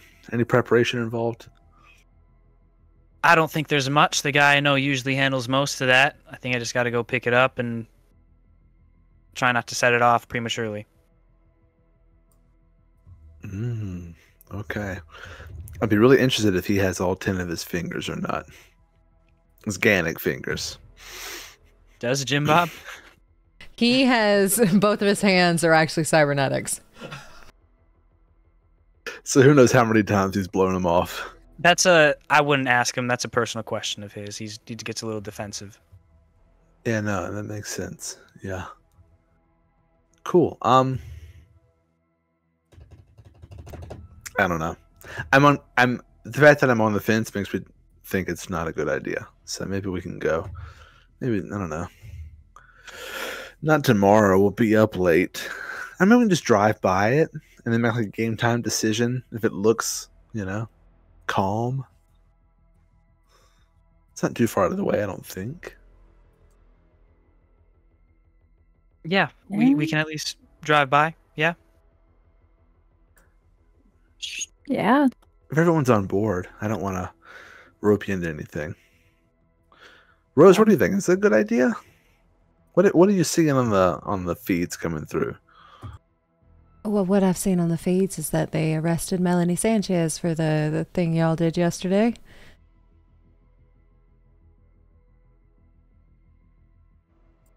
Well, that's unfortunate. I thought she may have absconded somewhere else, but no. Well, She deserved it. She wasn't the nicest. Maybe she'll have a change of heart in prison. Oh, I hope they give her a prison cell that has a view so she can watch the sunset every night. I think that'd mean a lot to her. Huh. Interesting. I hope she has really poor memory. I'm just assuming she likes sunsets. That's all I know. I wouldn't know. Nor would I.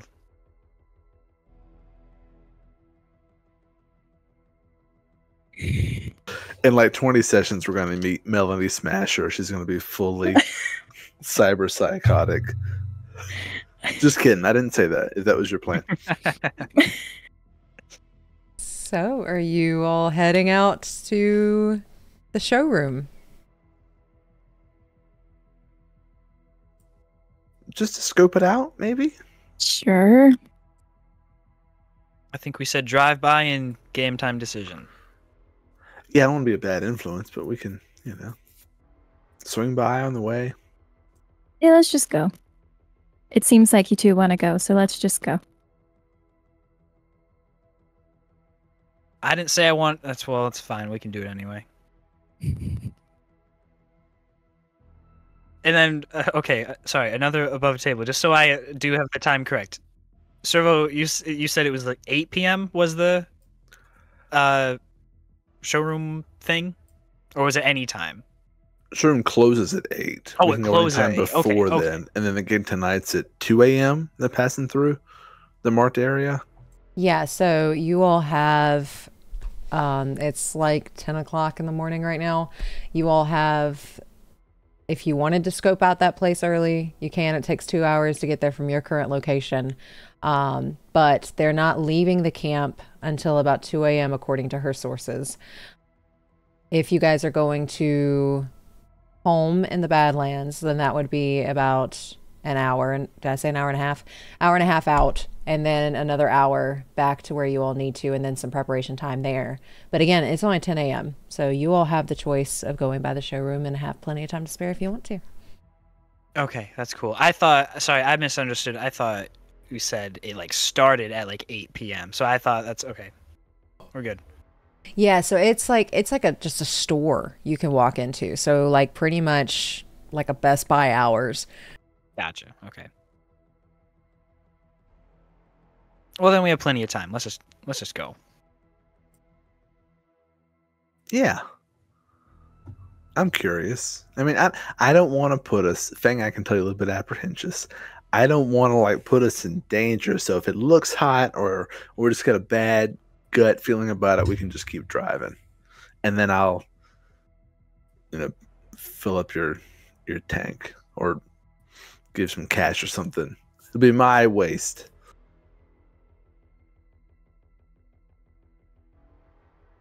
Well, let's go then.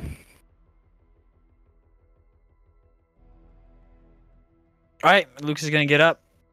He's gonna start walking out. Thank you, Red. Yeah, She gives you a little salute.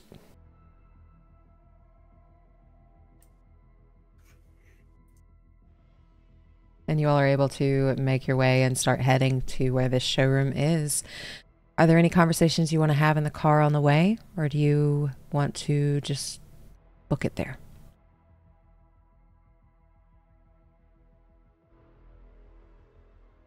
Do either of you think Melanie hates us? Me? Well, seeing as how you were the last person with her, she might hate you more. Well, I kind of figured that much. I was just more hoping to get a no.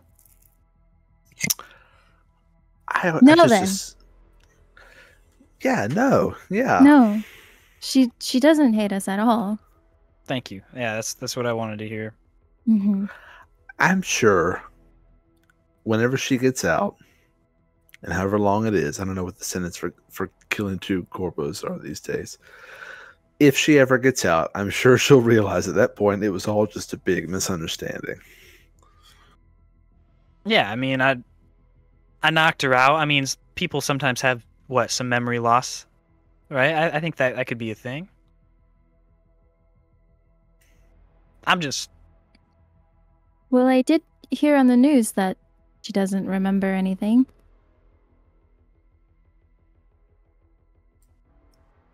Well, that's convenient.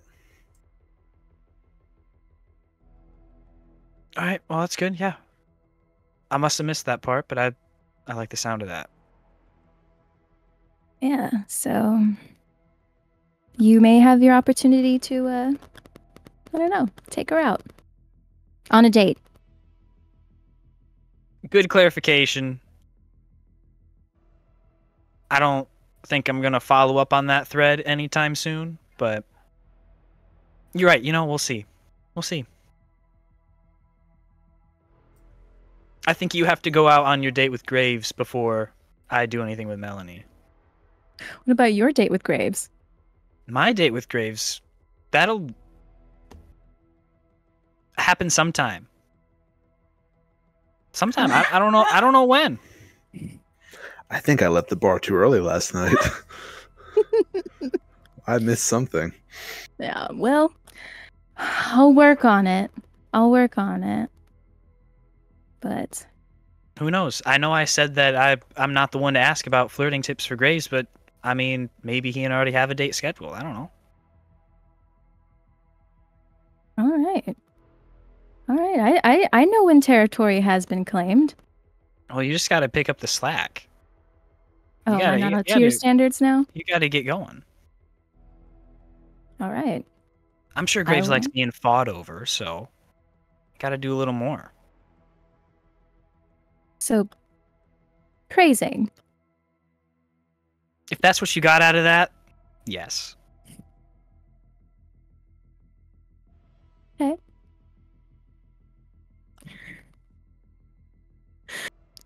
And she'll make a mental note of that. And then Fang will turn to Cerveau. Did you do research on Persona Craft? Yeah, I was just doing like some light searching yesterday evening, trying to find out what they do, what this thing is, if they sell it, or like what they sell.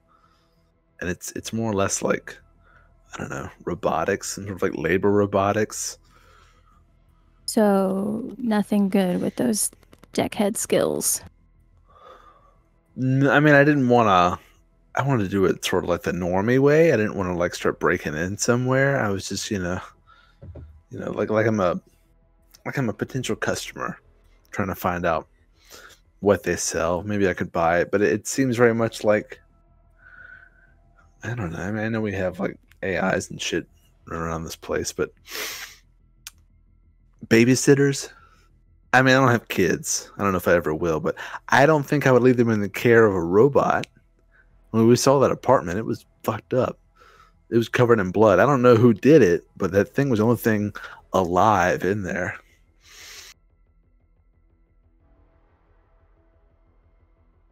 A fair point.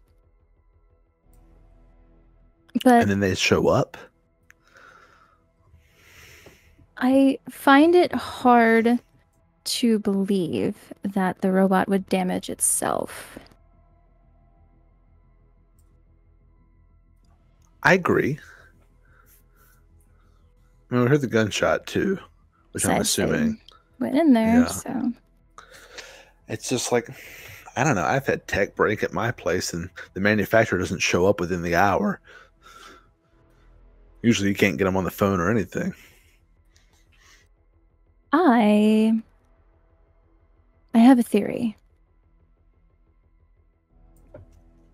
What if, just to play off your idea, Cerveau, what if the reason they showed up is because it malfunctioned?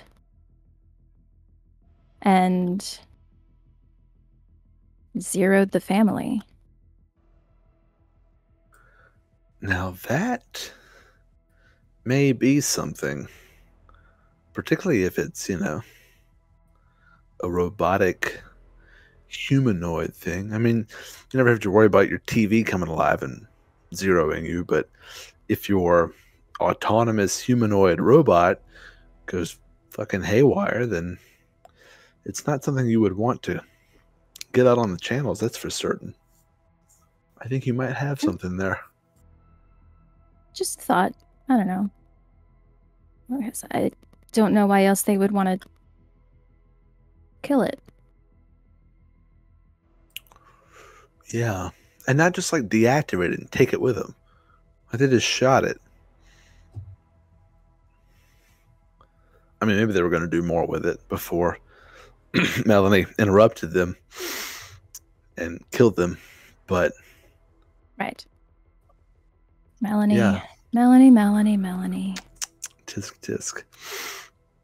But no, I don't know. I think you might be onto something, because you're right. Like, what are they doing showing up to this murder scene before even the NCPD get there? They're already on the scene. Before trauma team, they're there first. So they're, I don't know, something stinks about this. I think you might be on the trail.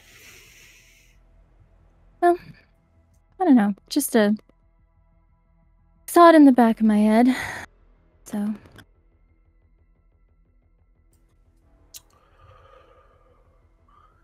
Yeah.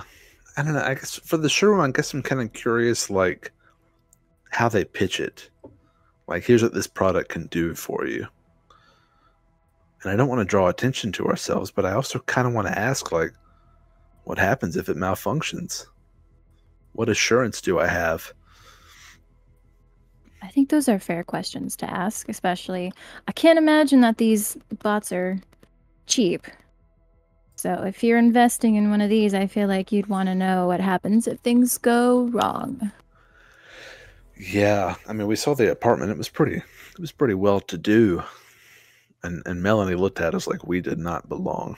So it was pretty high class, high scale, upscale. That's the word I'm looking for.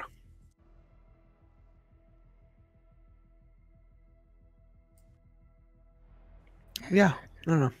I think you're right. I think you're onto it, but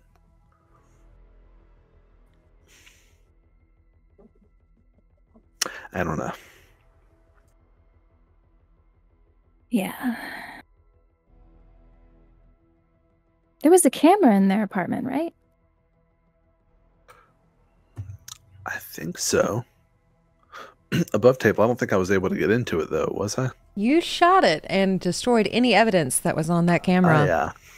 Forgot about that. Yeah, I blasted it. It was sort of a game time decision. And yeah. So maybe something survived. I'm sure it's been wiped by now. If anything survived. I don't know if memory's stored like on prem there, or if they put it off, to a server somewhere. I'm not really sure. Yeah. Well, I was thinking maybe we could, as you said, see what kind of info's on that camera, if we can get the feed. But since we don't know if it's been wiped, and now that the camera is destroyed. Yeah, sorry about that. Don't know if that's going to be an option. Maybe not. And that is definitely a place I don't want to show my face for a while. But, the bot is still at Rose's. And it's pretty locked down with ice, but might be able to get into it and see maybe what it saw. I mean, it's got optics, so I'm assuming as a robot, it's some type of camera. And I'm sure it's got memory inside of it, so maybe there's something on it. Maybe that's why they shot it, trying to destroy the actual hardware. But I don't know. There might be something on there. Yeah, actually, that's a good place to look. Yeah, like you said, I imagine that it records its interactions and whatever robots do, I guess. I would think so. I mean, I tried jacking into it, but it's fucking Antarctica. There's so much on there that does not want me there. Rose has been too preoccupied to give it a shot. There may be someone else who can get into it, but I don't know. It's a dangerous line of work. So, Well, I'm just curious. yeah.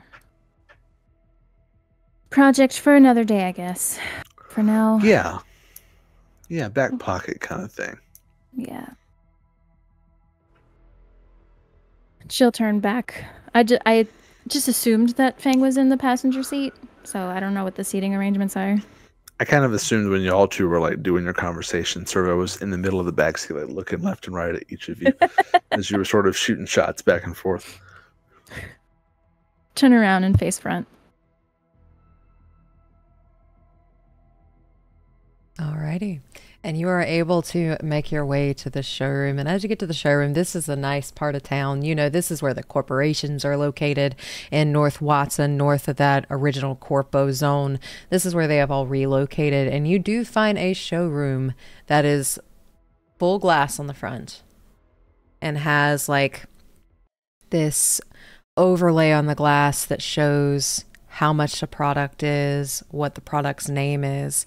And you actually do see, when y'all are right in front of that building, the same kind of bot that you all found in that apartment with 20,000 eddies underneath it.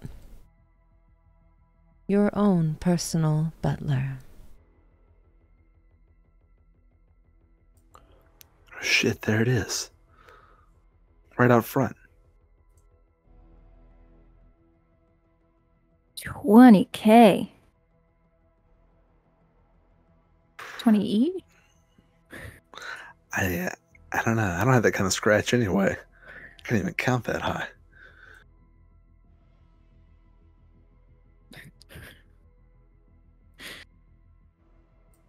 Are there a lot of people in the showroom? Everybody roll me perception. Just regular perception? Just regular perception.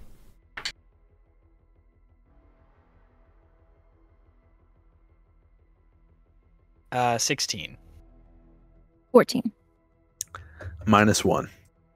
Cerveau, you're like, 20,000? How do you even count to 20,000? How do you even make that kind of scratch? I'm never going to be able to afford something like that. Like, your mind is just like going and going and going and going. And at one point you even think like, would she have liked a 20,000? And then you're like, no. So like the brain just kind of goes off about something else. But Fang and Lucas, as you all are looking in the shop, it doesn't look like anybody is currently shopping at the moment, but the door is open. And like, it's trying to be welcoming for people who want to come in and purchase a bot. It's very nice inside, very elegant white marble floors, very like beautiful glassworks with the overlay, like almost like it's been embedded with some kind of tech to make it shine and have like different little messages pop up. But Lucas, with a 16, you see somebody walk past the door and your breath hitches in your throat.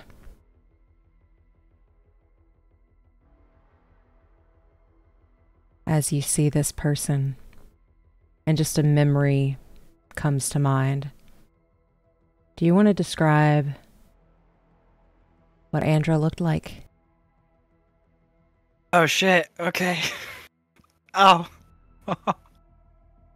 Since you were just looking at that picture last night, went to sleep looking at it. What did Andra Silver look like? Scroll up, get that. Yeah, so she's about the same age as Lucas is, like her mid to late 20s ish. Kind of like a I guess Hawaiian background. She usually has her hair in a messy bun, blue hair, freckles, a couple nose and ear piercings. She does have a neck tattoo as well. It doesn't look like anything specific, just kind of like a design that she liked and just wanted to get done. She's maybe 5'8" ish. And it's almost like that memory of her comes to mind as this person walks past in the showroom. What are all you doing?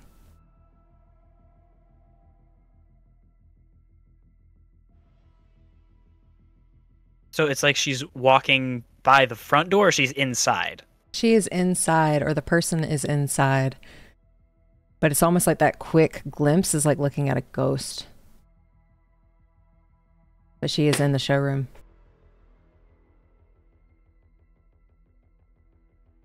Well, Lucas would slow down and just see if he can just, like, if he's just to figure out if he's seeing something or if this is her or just someone who looks like her, just to slow down to try and figure it out. Is it and not an hit abrupt anyone stop? while doing that. It's a pretty quick deceleration, yeah. So we jolt. Probably a little bit. We're still moving a little, but very slow. Almost idle speed. Whoa there. See something you like? Just hesitates to answer and just... Yeah.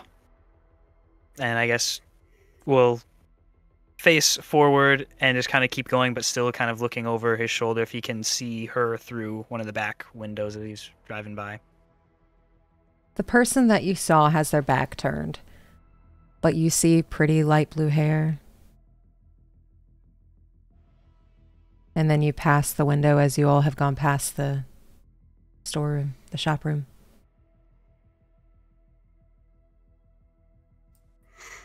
You having second thoughts? You got like 20K laying around somewhere we don't know about? No, sorry, not second. They're just... And before saying all this, he'd find a place to park on the side of the road so he's not distracted and driving, so... It was just someone that looked really familiar in there. I was not prepared for. Do you want to go see them? We have time.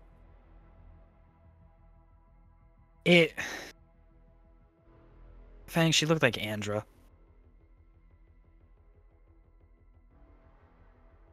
Wait. Hold on. Quick question. Yeah. Andra died, right? Indubitably. Okay. How could... I think I was just seeing something. People have blue hair.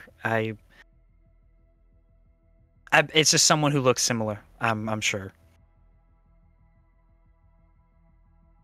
Yeah.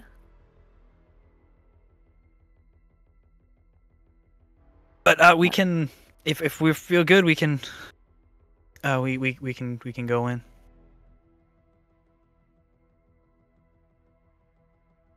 Yeah, how are we feeling, Chooms? We looking to drop 20K? Or... I'm just browsing today. But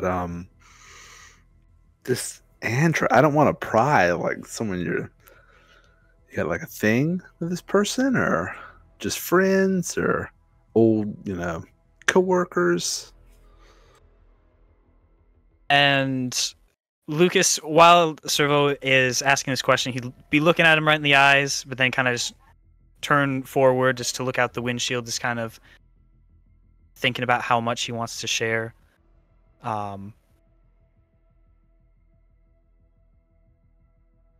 She was my mainline for a good few years. And he'd pull down the visor and take out the picture and just kind of, not even looking at Cerveau when he's handing it, but just kind of like hand it back to him. And she isn't here anymore. It's been a month and a half, I don't know. I've hardly done a good job of keeping track of the time since it happened. So Cervo's like visibly nervous now. Like, oh, I'm sorry. I didn't mean to. I mean, she was gorgeous, and I'm sorry to hear it. It's I think I would have done the same if I saw someone I didn't expect to like that. And we don't have to go in. It may be a sore spot. We can just, Let's go in just for a quick second. Just a quick in and out, just real fast. You sure? Not very confidently, he says, yeah. I think just in case, I think I'd like to know. Be sure. Well, like I said, we got time.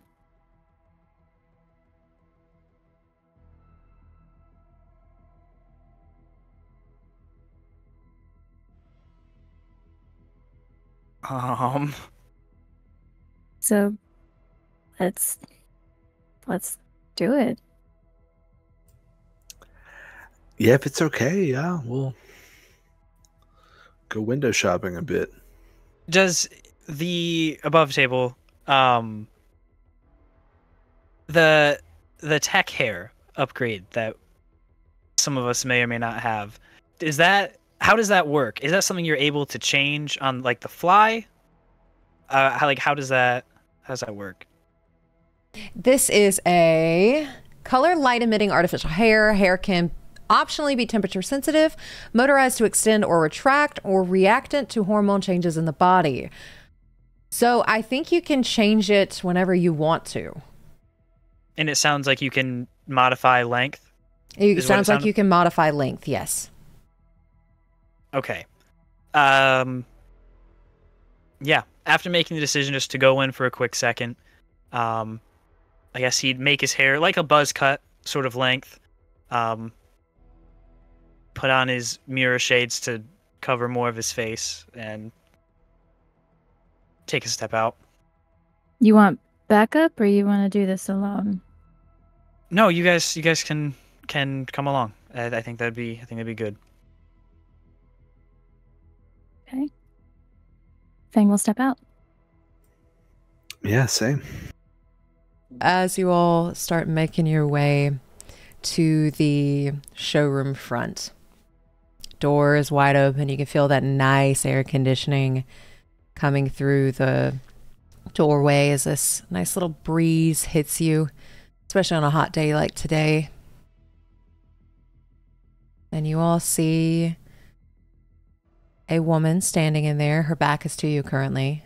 She has this pretty blue hair that's up in a messy bun. What are you doing? Well, Lucas is definitely gonna let the other two go ahead of him. Between Fang and Cerveau, I would assume Cervo's taller? Yeah, Fang's only 5'4". Yeah, I think Cervo's about like 6 feet, maybe just under. Then Lucas is going to do his best to keep Cerveau in between him and this person that looks like Andrew, just kind of hiding hiding behind him. Just trying to, I don't know, be seen as little as possible. And I'd say at this point, Cerveau has zipped up his tracksuit and straightened the collars, trying to look like he's been somewhere and has money to spend here, so he won't be ignored, even though he is still wearing a tracksuit. So trying to make it look like the nicest tracksuit he has. Roll me a wardrobe and style. Ooh, I was hoping you'd say that. Come on. Come on. 19. 19, you feel pretty good. You feel real good. Hell yeah, June. And are y'all just standing in the doorway, or are you all going in? I'd walk in. Yeah. Luke ain't moving until everyone else moves, so. And as you all walk in and your feet hit the white marble floor, you can tell it's fancy because you get the little clicks when you walk, when your heels touch the ground. And as this person hears you all walk in, she turns around. And Lucas, something is wrong. Like you can feel it in your bones. Something is not right. As a spitting image of Andra looks at the three of you. She's got this bright smile on her face. A smile you never thought you'd see again. But something is so wrong. She doesn't have that beautiful neck tattoo that she used to have. She doesn't have the ear piercings. She doesn't have the facial piercings.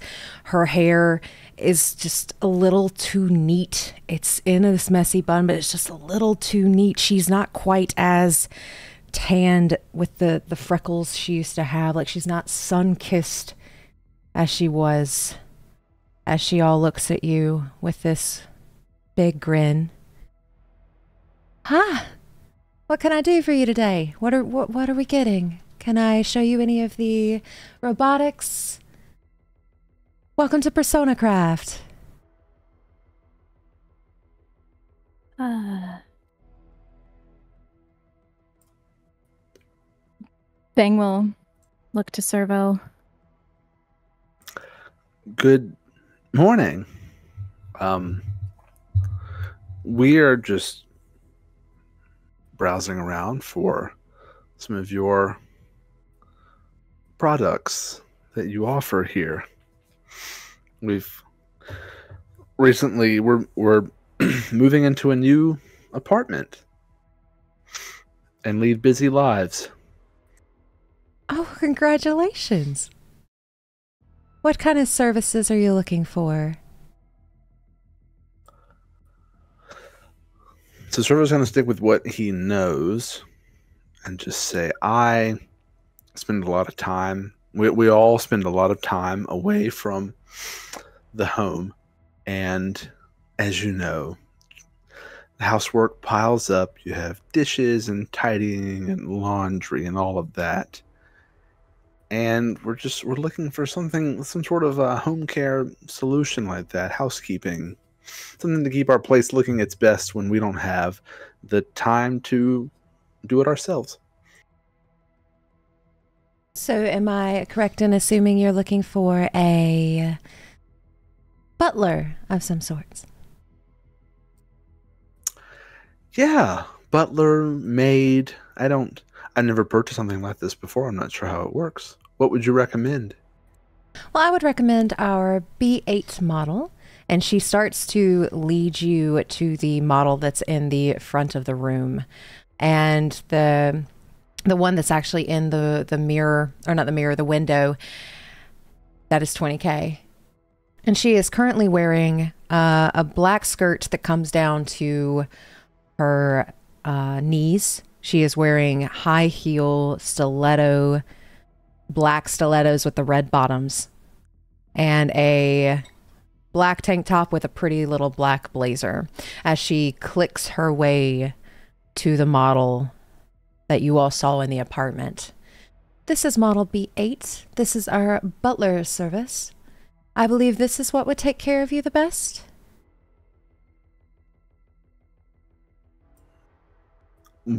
What all is it capable of? Well, it is capable of making sure that all of your rooms are clean. It can even cook as well. So if you have any preferred dishes or anything that you'd prefer when you get home, you can actually program that into the interface, and it can make sure that it is cooked properly for you. That would be very helpful after a long day at the office. Does it only respond to direct orders, or does it make any decisions itself? We can actually program that for you for a fee. If you want it to just respond to your direct messages, we can have it do that. Or we could program it to do what you think would be the best option for your apartment. Such as if you want it to clean on Mondays, Wednesdays, and Fridays. It can make sure that that is spotless. If you want to have little candies left on your pillow to make it feel a little bit more luxurious, you can program that into its programming as well. So it completely depends on what you would like, because why hire a maid when you can craft one?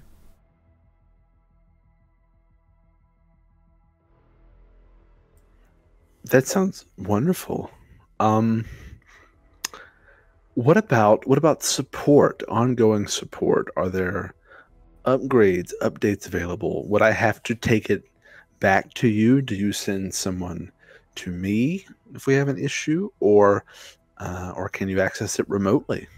You can access that remotely. We have a 24/7 netrunner that makes sure that everything is taken care of and that they can access your equipment if it ever were to malfunction or if it were ever to glitch.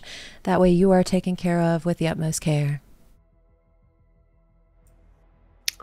Are you able to detect this even before I would? Do you have some sort of upgrade monitoring or anything? Yes, we keep up with if any of our products ever have any glitches or need a slight upgrade in order to make your life 100% easier.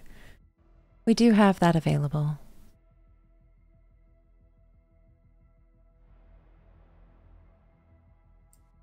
That's great. I sort of look nervously around at my companions. I'm very safety minded as well. I mean, it's a lot of responsibility to put on a machine as advanced of an age as we are in. Is it safe? Have you ever had any issues with such an autonomous type of technology? Of course not. We make sure that any issues are ironed out in the manufacturing of these products to make sure you have the best available. And then she, as you were answering questions, she looks at Fang and then she kind of looks back at where Lucas is. Do y'all have any questions for me? And as she looks at Lucas, there's almost like a blip of something. Like deja vu. And then it just goes away very quickly as she looks at you like she has no clue who you are.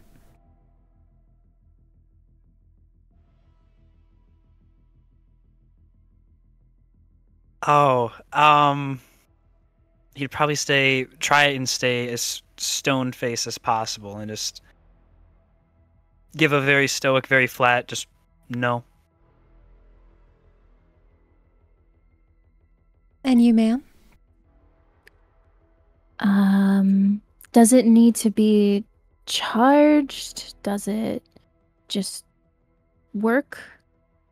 I don't know much about this new technology. Yes, so it does need to be charged. However, we can program it to, whenever it does have a low battery, to go to a port and charge itself in your own home.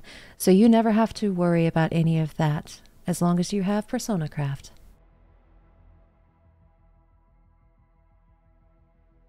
Oh. Sounds like it's a dream. Oh, it very much is. Well, I think most of the questions that I had were already answered. I don't know what y'all think. We want to think about it. We can think about it again, staying as stoic and flat as possible. We can think about it. If all of our questions have been satisfied, I am.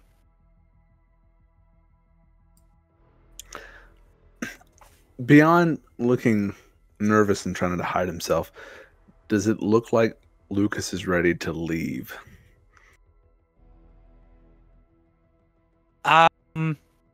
Yeah. I mean, he's definitely uncomfortable as well. I mean, he's doing his best just to be a pillar and just show no emotion, no anything, but he would be good to go at any moment now. Does Fang look nervous?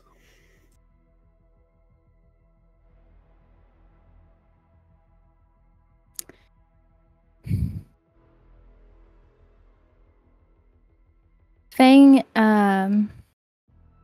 she has another question she wants to ask. So, Okay. I'm just trying to get the sense that they're both looking at me like, wrap it up, dude. and Fang will turn to the woman. She'll hold out her hand. And your name is? And she's got this big grin on her face as she holds out her hand and shakes it. Andra Silver.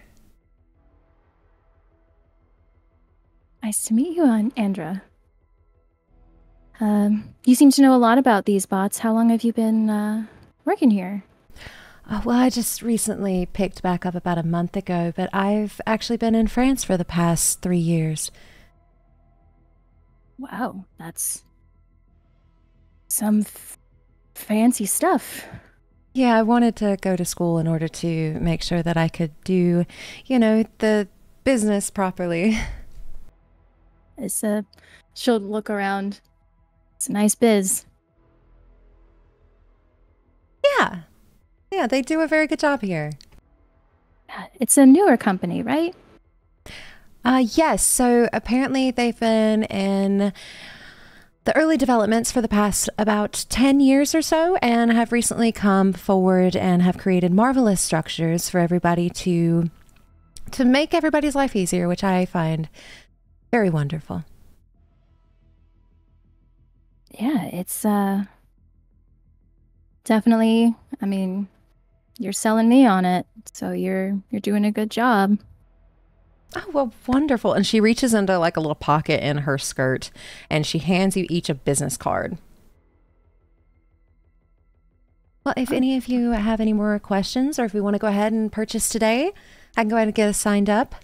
But that is completely up to you. I want you to feel most comfortable with our product. So this will be available for, a while. I don't see them going anywhere. Good to know. Thank you. She'll gingerly take the card.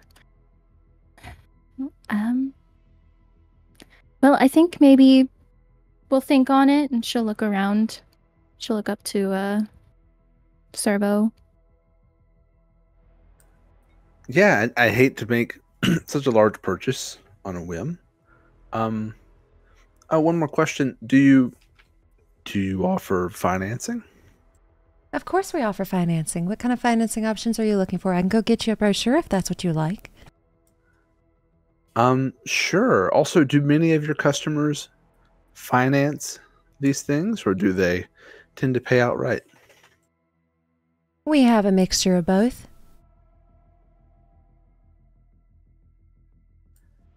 Yeah, I mean, you don't have to worry about the brochure. Well, I was just curious, if the option was there. We may not need to, though. We are doing okay for ourselves. Know that you've been very helpful. I appreciate your hospitality. I'm glad I could be of service. If there's anything I can ever do for you, please let me know. You have my phone number right there. It'll link you back to the office with my phone number, so...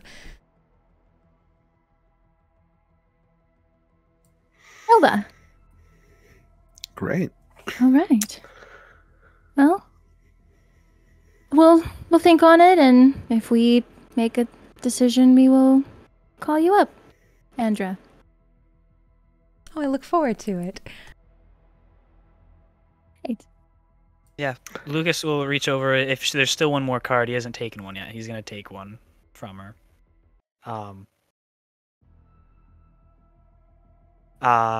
He's not even gonna look at it yet. He's just gonna say, with just like a gentle little smirk, a little smile, "Thank you for answering our questions and being such a peach." Does she have any reaction? You see, like this. Roll me a human perception.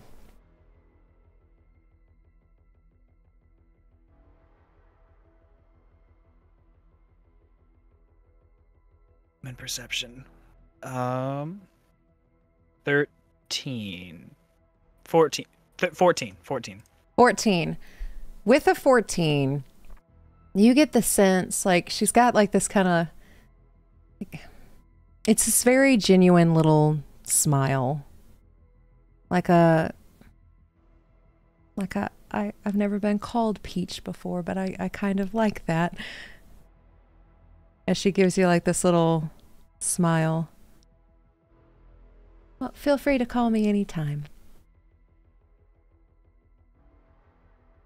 But with that human perception, this person, like it's almost like there's a little bit of deja vu that you get when you see somebody and you think you've met them before, but you haven't met them before.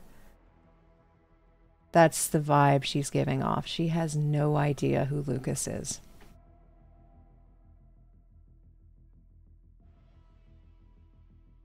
And then I guess he'd start walking back.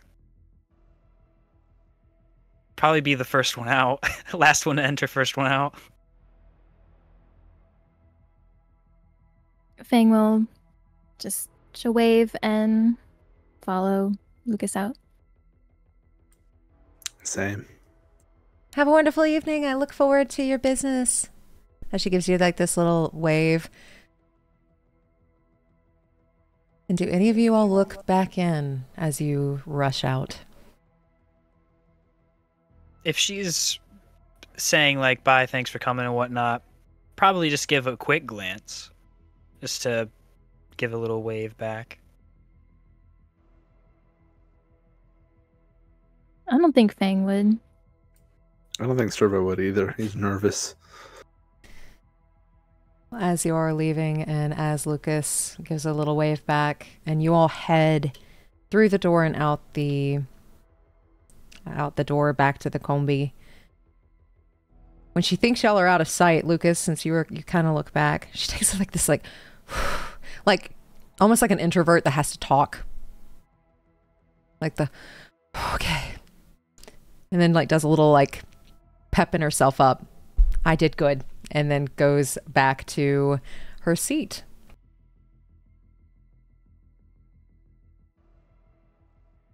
Okay. Well, that wasn't so bad, right? Yeah, I guess if they had us on some kind of list, we were okay, I guess. I mean, she spoke to us like we were legit possible customers. She didn't write us off or anything. And Fang will turn to Lucas. She's been there for a month.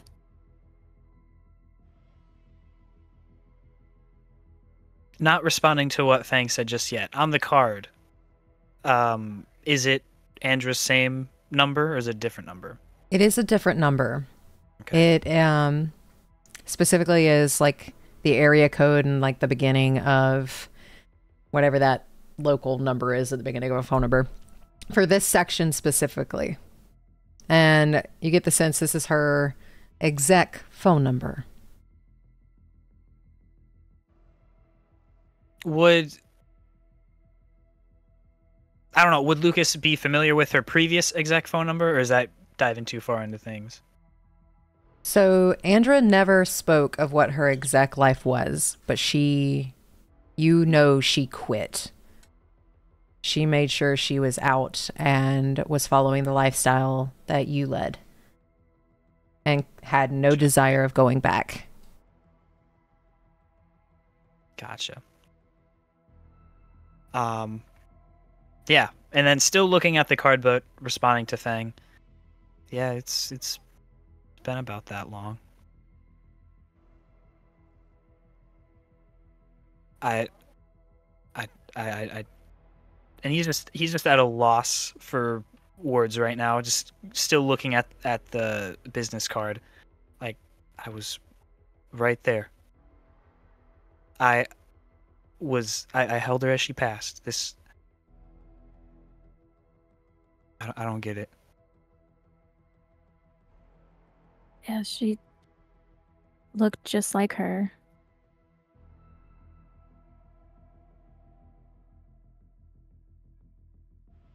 And there's nothing like in his eyes when he's saying all this, but he's probably getting a little redder.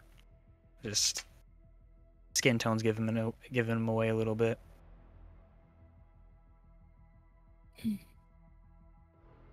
Well, She doesn't remember. She always, when I turned around to say bye, she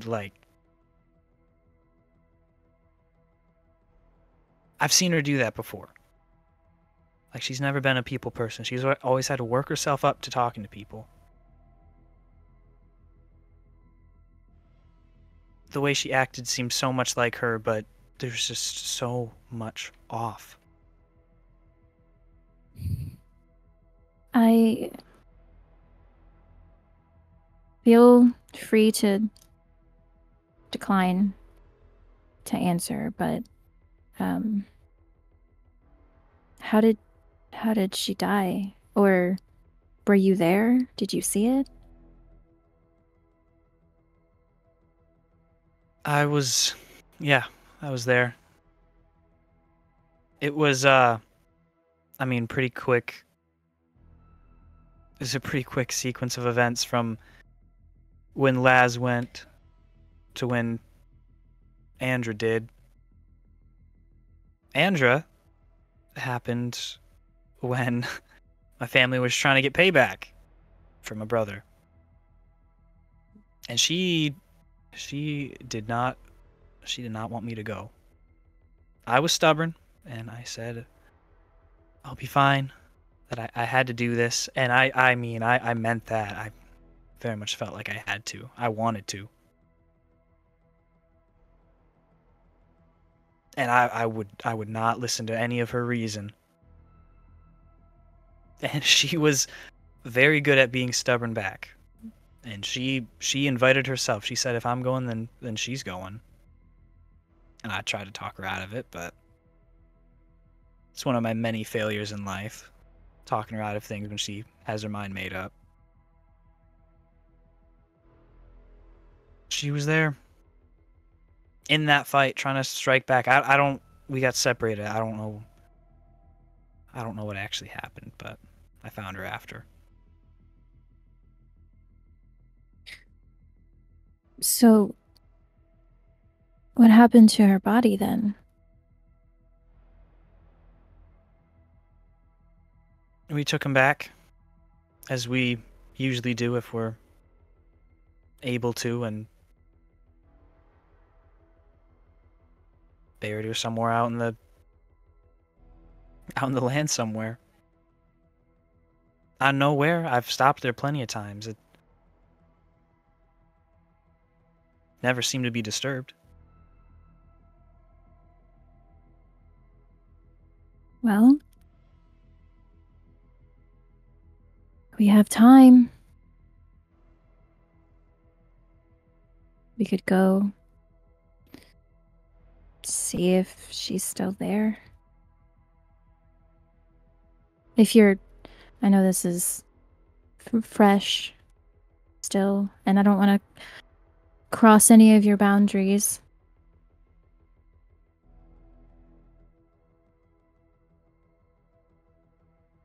Maybe going into a job, I try to have a clear mind, and I don't right now. I don't want to try and clutter it anymore. Maybe after we do this, just not at the moment. Yeah, totally. She'll just put a hand on his back and do like a little reassuring rub.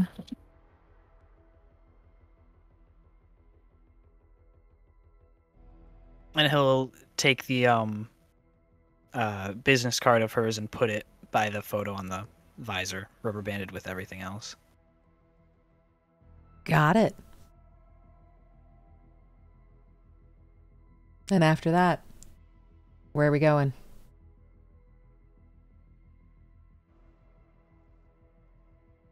Well, no other stops. I think we're going to my bomb guy. Yeah. Yeah, I'm eager to meet him. Bomb guy. Yeah. All right. Well, let's go. And for the drive, he's just quiet. Probably smokes a cigarette or two on the way too. And you are able to start heading towards the bomb guy. With Lucas being quiet and smoking, are Cerveau and Fang doing anything on the ride there?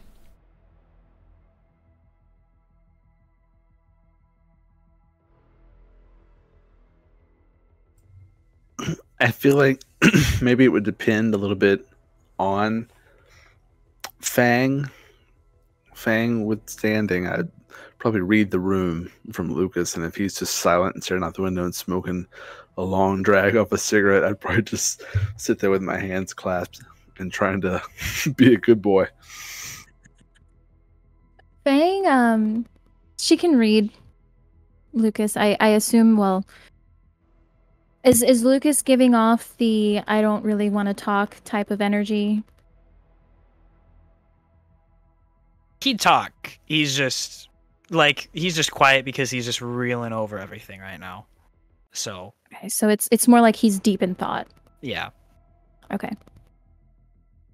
I guess Fang kind of reading Lucas. She doesn't really want to press anymore. So she'll have like one leg up on the dashboard and just kind of like looking out the window. Alrighty. And y'all are able to make your way towards Lucas's home. This hour-and-a-half drive being filled with some silence. Is the radio on? Y'all hear like the popular sounds, the popular songs that are currently out. You hear Settling the Score a couple of times, and you all are able to make it to the Nomad clan's home. Lucas, do you want to explain what it looks like? Describe what it looks like. What is this place like? Okay. I want to ask just to be sure that this is okay. The way I imagined it is Nomad Home is maybe like an older city that was abandoned that the clan moved into and took over. Go with that. So like some rundown shops, a few houses. This is just like a small town that they're just kind of refurbished. Probably was very dilapidated when they moved in, but I mean this place has been here a while. The family has been here a while. So it probably looks, I don't know, as nice as you can get it to look in the Badlands. So I love it. Still run down, still like rusty and whatnot, but kept as well as possible. Whatever exactly that would be. I don't know the background totally, but that sounds good to me. Yeah, so you were able to pull up into this small, looks kind of abandoned, but it's not. It's taken care of the best way it can be. Town. And you're now at Lucas's home. Are y'all going straight to Jimmy Bob? Or are y'all going somewhere else? He's going straight to Jim Bob's. Jim Bob's. So you go straight to Jim Bob's. Jim Bob's got this little, like, it looks like it was an old little shed garage type situation. that he's kind of like manipulated and played with. Fits the vibe of the town, but you can tell this is a techie's tech yard. And when you pull up, before you even get out of the car, you can hear cussing of all kinds, like just foul language coming from somewhere, and you hear clanks and clutters. It sounds like it's throwing something. As he's stepping out of the van, to both Cerveau and Fang, he can be a bit much, so I hope you can handle much. Very energetic. Can Very handle all a lot over of the things. place. Yeah. Yeah, he sounds very passionate about his craft. Passionate would be one way to describe him, yes. And then probably enter through the garage door. And you just hear, goddamn piece of shit! And you just hear and a kick, and then something goes flying across the garage. And he's got his little welder's helmet on. Okay, whoa, Jim Bobs, hi, what's wrong? What happened? And he flips it open. Can't get the fucking thing to work, but I got your potent shit! Okay, good. What thing? What thing can't you get to work? And he pulls out like this, like he goes and runs across the garage and picks up like this little radiator looking thing that has like a bunch of holes in it that he's trying to like patch up. And it looks like he's trying to make like a little like robot that like travels on the floor and brings him his tools whenever he needs it. And that way he doesn't have to ask somebody to hold the flashlight or bring me a wrench. He's got a little thing that kind of runs around the floor to bring him that stuff. It doesn't want to work. From what Lucas can see of this, if there's any visual problem, does it seem something simple that he's just overlooking that Lucas could point out, or is it something like that truly is just not noticeable? Roll me a basic tech. Your DV is a 14.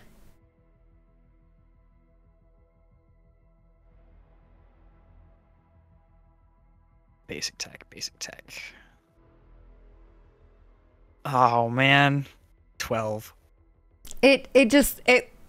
He's pretty what's the word I'm looking for? It's not exotic. It's not erratic. Eccentric. There we go. A very eccentric being, and you don't know what the hell he's trying to put together, but he's trying to put together something, and he heard somebody say, well, if it doesn't work, hit it. Maybe it'll work then. So now he's trying to hit it and see if it'll work. Well, maybe don't abuse your project, but if anyone can figure out what's wrong with it, I have no doubt you can. There hasn't been much you haven't been able to solve. I'll get there eventually. And he just looks it over again and then just tosses it somewhere. And it looks like he's got like a whole bin of failed projects somewhere in the corner. But I got your potent stuff. And he looks behind you. Did Cerveau and Fang get out of the car? Yeah, Fang would have followed, just kind of observing and taking in everything since she's the first time she's been here. Would Fang have ever met Jimmy Bob? If he ever went to Whitechapel. I mean, would he... Maybe he might be injury prone if he's working with all these things, right? So, probably. Maybe he wouldn't have been conscious for some of those meetings, but... Thanks, Sweet Pea! It's so good to see you! Oh my god, when was the last time I saw you? It was like, what, 3 months ago, I think? It was not 3 months ago. It was a month and a half when he accidentally blew a couple of fingers off and had to get the cybernetics redone, and he was unconscious. More like a month and a half. And I feel like I would have fingers. remembered that. Oh. Yeah. Yeah. I thought I had new fingers. These things are working great, by the way. Now, who are you? Good. And he looks at Cerveau. My name is Cerveau. It's a pleasure to meet you, Mr. Bob. Is your name Jimmy Bob like a first name? Is Bob your last name? How do you like to be addressed? I just call me Jim Bob. Everybody else does too. But you can add an S to it too. Jim Bob's. I like that one better. But if you're a friend of Lucas, you're a friend of mine. So what, we all here for something potent because I only have one. I think that'll do. I think one's all we need. Lucas, is one all you need? I hope so. All right. Well, I have made something real potent. Y'all gotta be careful with this though, because if y'all fuck around and find out, I'm not responsible. But he starts leading you towards the back of his garage, and you see it's a pretty bulky little thing. Like it's about this big.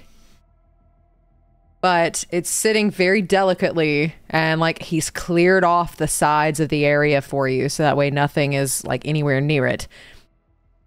Don't put this in any kind of strict, whatever. Don't drive too recklessly. And he looks at Lucas when he says that. Because y'all go bopping and weaving, this thing might explode, and I don't want your truck being messed up, because if your combi's messed up, then I gotta fix it, but then you'd be in it, and then I don't think you'd be here anymore. So let's not do that, okay? Yes, sir. I will be very careful. Very careful. Alrighty. Well, here is the detonator. It should work. You just click that button, and he looks like he's going to click it for a second, and then it's like, I don't do that right now. I might lose another finger, but here's the detonator. This thing, once you press that button, don't press it right now, is going to do a 20 foot by 20 foot, or at least I should. I should have put enough detonation in there. I think I'm good at demolitions. If I'm not, it might go a little bigger. Just make sure you're clear before you set that thing off, because this thing should blow up anything in a 20 foot by 20 foot radius, and that shit gonna hurt. So I wouldn't be in the vicinity when that shit goes off. Okay. Yeah. Understood. With the detonator, is there like a safety on it, or is it just a free button? It's just a free button. We don't really do safety around here. It's just kind of like throw shit around to find out. I don't know how to put safety on shit. You're so right, but maybe just look into safeties at some point. He looks like he considers it, and then nah. I'm gonna tell Mags to make you put safeties and stuff. Please don't tell her anything. She might tell me I can't make my projects anymore. And last time she came and yelled at me, it wasn't very nice. I don't like Ma. I don't like Mags. Please don't send Mags to me. She's not always the kindest. Yeah. Just think about safeties and see what you can do, maybe. All right. As long as you don't tell Mags on me, I don't. And he looks at Fang. She a right bitch. I don't want her coming over here. Wow. Okay. This is your Mags, right? This is my Mags. My Mags. Okay. Downright bitch. I mean, she's got the Southern hospitality down pat. But then again, if she ever gives you a casserole to take home, make sure that shit is not poison. Don't eat anything she gives you, especially if she's mad at you. All right, Jim Bob's. That's good. We're good. We're good. We're good. Okay. Oh shit! Did I talk too much again? All right. I'm gonna go and play with my toys. Y'all have fun with that. Before Jim Bob leaves, Lucas is gonna go lean up on like the table or wherever exactly this potent bomb is, just like next to it. He like puts a cigarette in his mouth and like acts like he's gonna start lighting it. Stands up, looks back, just takes it out of his mouth. That was stupid. Throws it on the ground. Anything else, Jim Bob? Anything else we need to know, or you covered it? I think everything's covered. Just have fun. I'm gonna go have fun trying to fucking fix this shit, and he throws something else. All right. Well, be safe. Think of safeties on your shit. Safety's on my shit. I never thought I'd hear that phrase, but yeah, I'll try. Maybe I won't lose any more fingers. That'd be great. Who knows? Maybe I'll lose my hand again. That was fun. Well, if you do, you know where to find us. Yeah, I'll come see you, Sweet Pea. Just walks over to Fang, just kind of whispers, "Does Jax have any openings soon? I feel like this might be." I will make sure we have a spot cleared. Good. Just in case, I think. Well, doesn't matter. Yeah, I don't know, is the bomb light enough to carry, or does it take 2 people? Or It is light enough to carry, but it is one of these things that you just need to kind of be careful with. Like, it's cylindrical. It's pretty easy to like tuck up under your arm. Just be very careful not to fall with it, because it would definitely blow your whole body into smithereens what he has currently made. Gotcha. Then yeah, he'd go up to it and be very careful, cradling it like an egg. All right, roll me. There is. Let's see. There is a thingy for this. No, there's not. We're good. Thank God I'm not rolling d20s. This would be terrible. Yes. We're gonna try something new here. Oh, I feel like this is why they made luck points. Yeah, well, I'm gonna be using some. Should have done the recap. Roll me demolitions. Okay. Make sure you carry this thing properly. Yeah, we're gonna add 4 luck points to this. Go for it.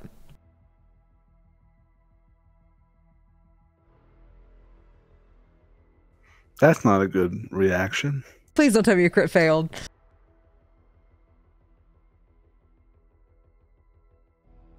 Okay. All right.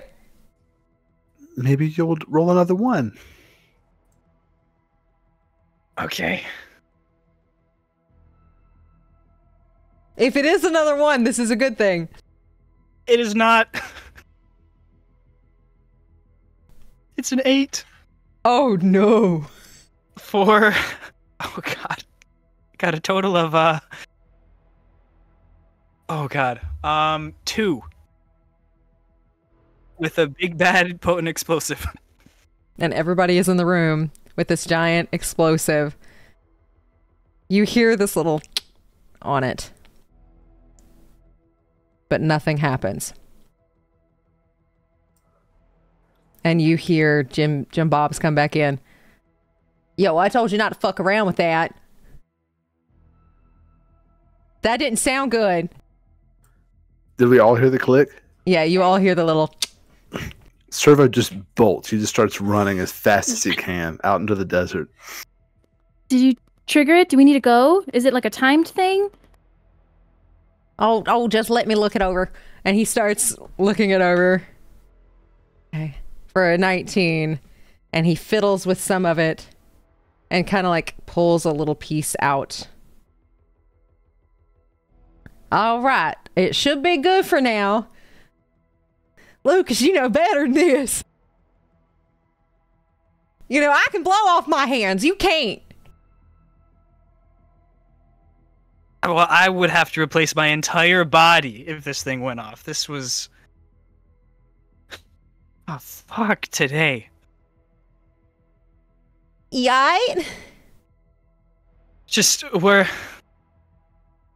Are we fine? We're good? I think we're good. I pulled the thingy out and I gave it, like, it just kind of jammed it in there. So if it stayed jammed for any longer, it might have actually gone off. But you know what? That would have been a cool way to go. Just blown up to smithereens in the middle of the, yep. But not today. Not today. But yes, you are good to go. Have fun. Enjoy blowing shit up. Let me live vicariously through you. If you can give me some evidence of how this shit worked, I might be able to make another one. I know I can make another one, but it'd be really cool if I could see how it works. And then I could actually improve on that. And he starts rambling a bit. Just nods his head, just, okay. And as he's rambling, he'll just turn around and walk very, very slow. Very slowly. Roll me a demolitions with a +2, since you're walking extremely slowly and you know not what to do this time. God, okay.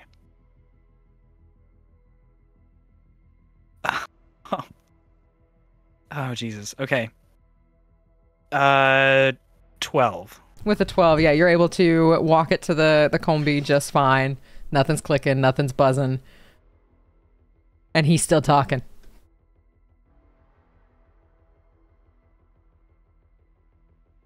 Put it in one of the back seats, and if there's a place that a buckle can just, like, go right through, we're gonna buckle this thing in with as many buckles as that will reach.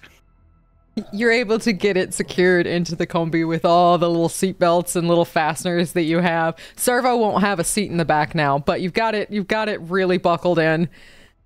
And it seems to be good. Well, I'm sure he'll understand not having a seat. There is room in the trunk and everything else in the combi, just not on the actual bench.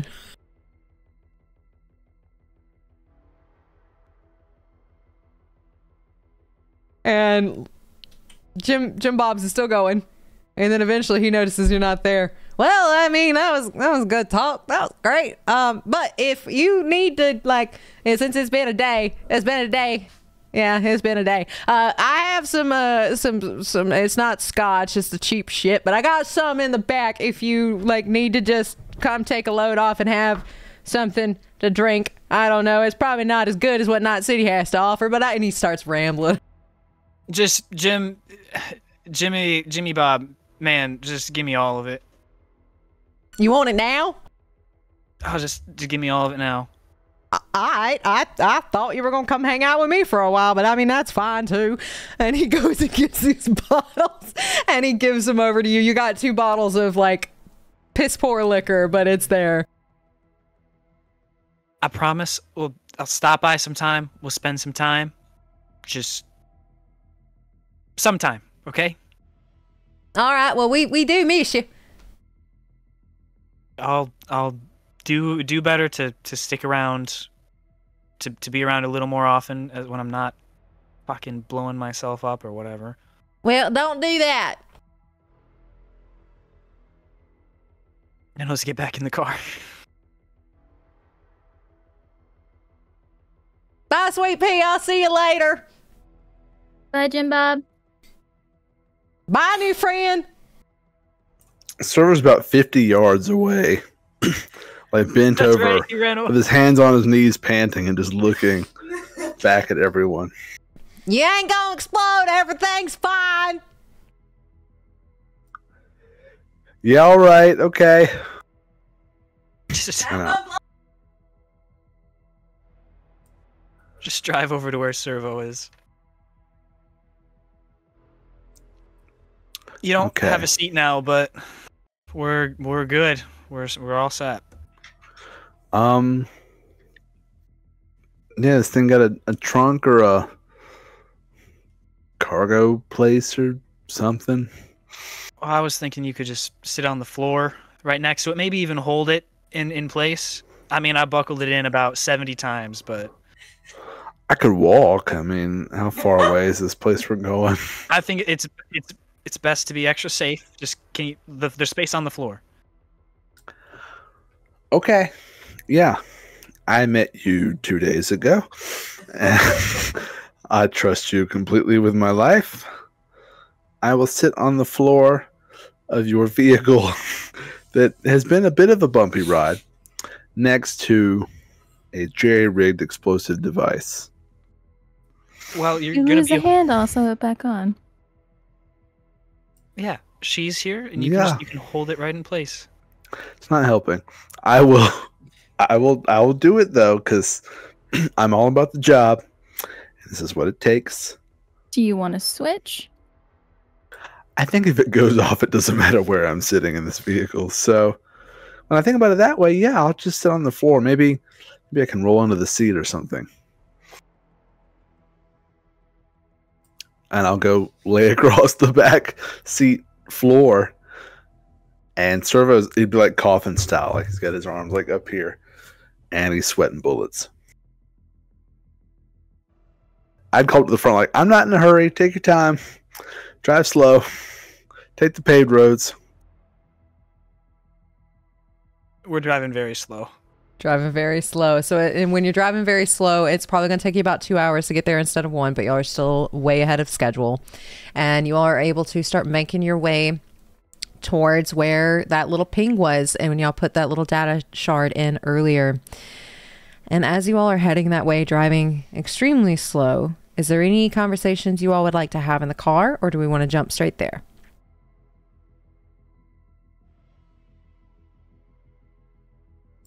None from me. He's just quiet again.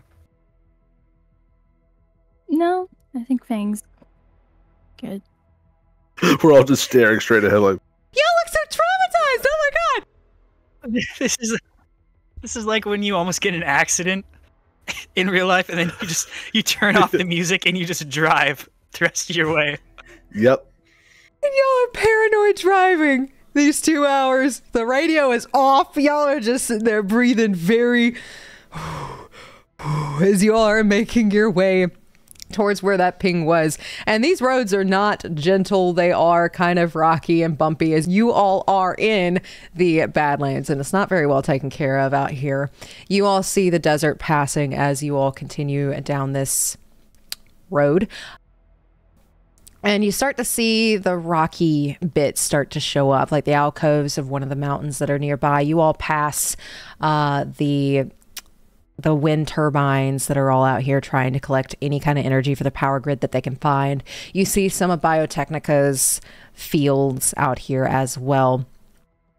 And you all are able to make it close to where that point is. Are you carrying your car to where their camp is? Or how are you all doing this?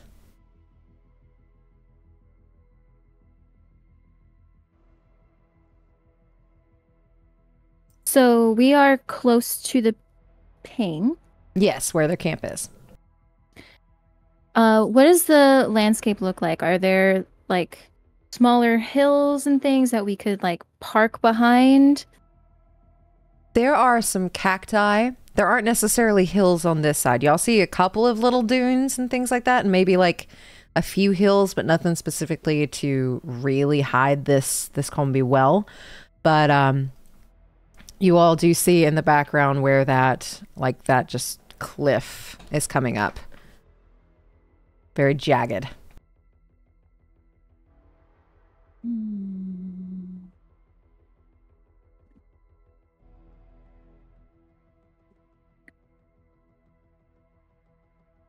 Well, I guess we can't really park too close.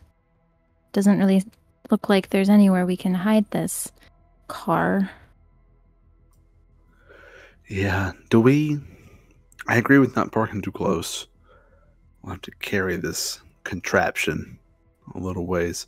Did the shard contain their route or just like a single ping?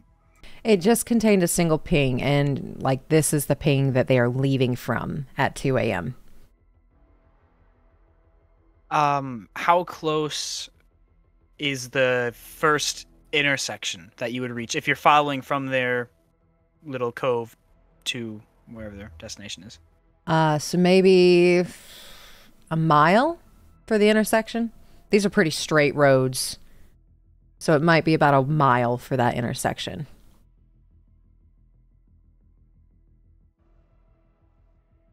Well, I had the thought for this to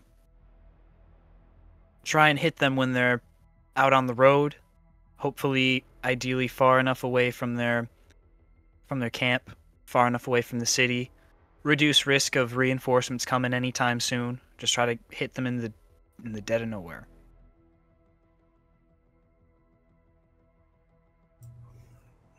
I mean, yeah, and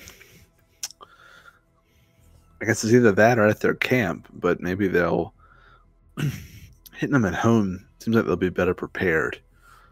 Hitting them on the move could cause a bit of panic and chaos. That was my thought, but open to ideas.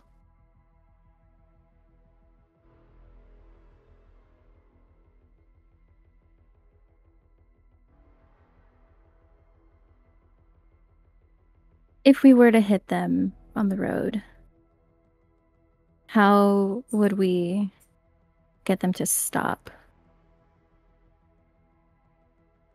So we can plant the bomb. I mean, we could try throwing it 20 feet. Explode on contact. What? Above table question. How big did you say the thing was? I mean, if you could fit it, like holding it under his arm, it's not like huge, right? It's not super huge. Yeah, you can kind of keep it tucked under your arm. Like football size? It's a little bigger than football, but let's say like 2 soccer balls. Okay. Is it flat or? It's flat and rounded. Gotcha. Okay. What just happened? Is it 2 soccer balls? Like, yeah. Okay. What is did Jim Bob's tell us the range on that detonator? How close do we have to be to this thing? If it No one asked. So he didn't think to tell you. Do we know? This is Fang asking. Oh, is that metagaming? Go for it. Okay. Fang will ask Lucas, can you message Jim Bob's? I can, as long as that's in-game fine to do. Yeah, that's in-game fine to do. And what I'm going to do is if you are messaging him, I'm going to roll a little chaos die. If it's 4 or lower, or lower than 5, or 4 or lower, same thing, then he doesn't pick up. Anything above 4, he will pick up. Okay. What do you want to say? Hey, Jim Bob's. Forgot to ask, what's the range on the detonator, just so we can get clear, as you said. Takes a little bit, but eventually you see the little like dots at the bottom. You know, I ain't tested it, but I think the thingy does 20 by 20, so it's gotta be further than that.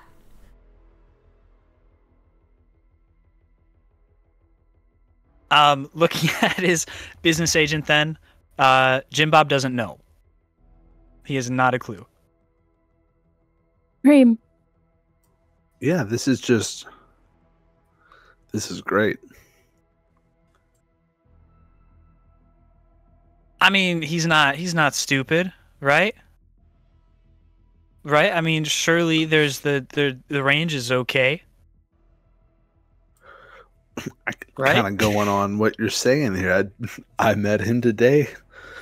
I've known you about twice as long as I've known him. Well, Jim Bob, I usually when he gives me stuff, I don't use a detonator. I've never. You get another message back. Just run away as far as you think you need to go and then try pressing it. If it doesn't work, then get a little closer. If it doesn't work, get a little closer. Thank you, Jim Bob. You've been a ton of help. Why, thank you. Yeah, Jim Bob still doesn't know. So do we just plant it and then charge at it, pressing the button over and over until something happens? Well, that's had a few ideas on it. Either plant it and, I don't know, try to bury it as best we can. Plant it, have them drive over it, explode it when we think there's an opportune time. Or they can be driving by, shoot out their tires, get rid of any personnel, chuck the bomb on, and run away and hope for the best. Those were 2 options that I have thought about. Yeah. Do you think we could shoot the explosive with that? Detonate it, maybe?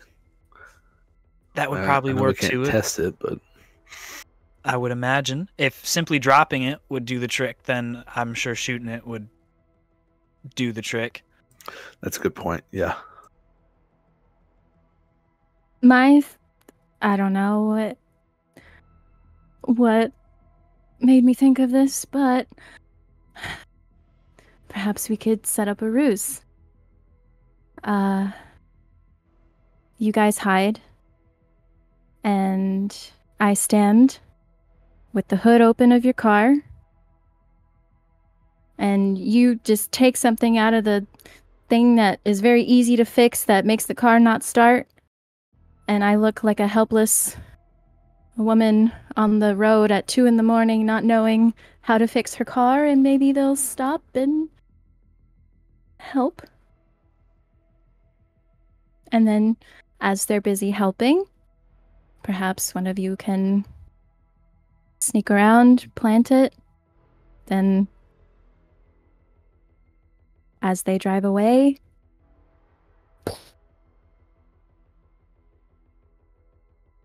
I don't know. Well, I like that idea too. That's maybe we'd have to worry less about timing everything right as to when they drive over the bomb if we plant it. So that might be a little easier. Maybe less shooting too. Of course, if we get caught, we are caught. I mean, it sounds.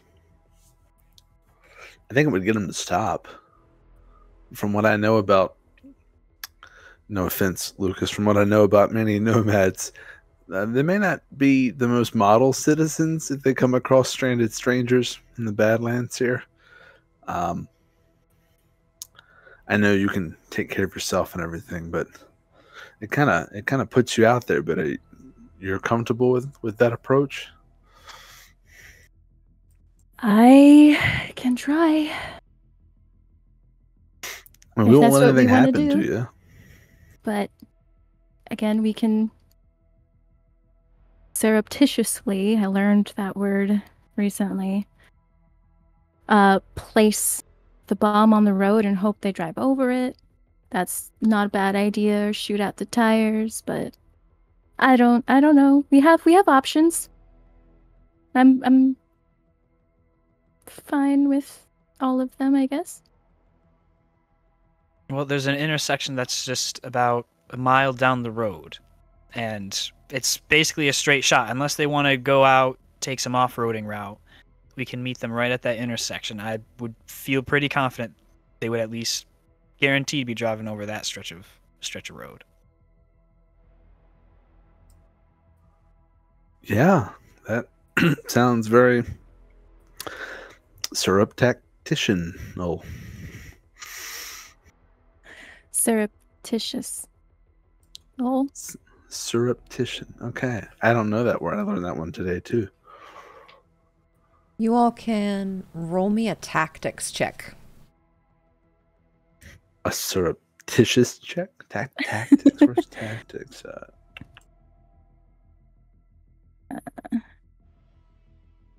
My tactics are not great. Where is tactics? It's like right in the middle, right above fighting skill. Yeah, education. Oh, I see. Oh god, I have nothing in there. Okay. Oh no. Okay. 8 for me. 10. 14. All right. With an 8, you're not 100% sure what's the best way, because like they could go for any of them. With a 10, you're kind of in the same boat. You don't know these people. You don't know how they operate. Lucas knows how they operate. But with both of these ideas, Fang, you're not 100% sure which one they would fall for the easiest. With a 14, Cerveau, you get the idea. It was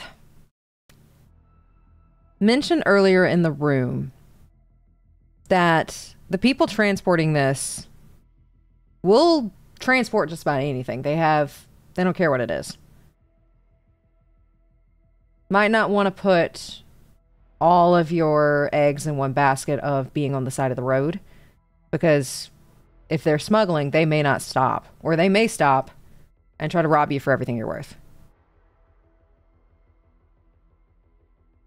So I get like a bad feeling about the decoy plot. The decoy plot, you get a bad feeling about with a 14. Okay, I'll share that with the group. Just so you know, I got kind of a I get these gut feelings. The decoy thing seems dangerous, just because of the type of characters we're dealing with. I mean, we don't know how many they're even going to be. They might just snatch you right up. They might ignore you. They might even run you down for bonus points. Some of these, you live out in the desert for a long time. You get sort of dehydrated, start thinking differently. And you can tell Cerveau has sort of preconceived notions about nomads. Sort of almost like bitter in a sense, like historical bitterness. Not that it's all based in fact, but based in historical bitterness is the best way to put it. So, I don't really I don't know know. much about the personalities out here. I know something like that would probably work in Night City, but Yeah. I mean, maybe there's another way we can get them to stop. What if we...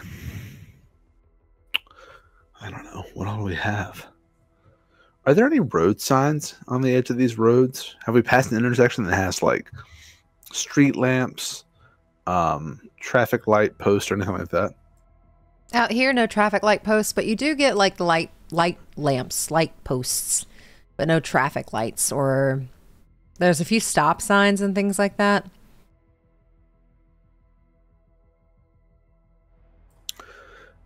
Could we, if we're relatively sure of their route, could we block it somehow? Not with ourselves, but like, I don't know, tie a chain across it. We don't exactly have tire spikes or anything, but all we need them to do is hesitate enough to slow down and give us a chance to get on there. I mean, if we could find enough debris for that, perhaps. But I think, again, they might not slow down. If we were to find something like that, I'd want to be sure that we could find a space in which they have no other option. Like if there's a part of the road that's in a canyon, so they have to take the road, and they can't just drive around a flat part on the side.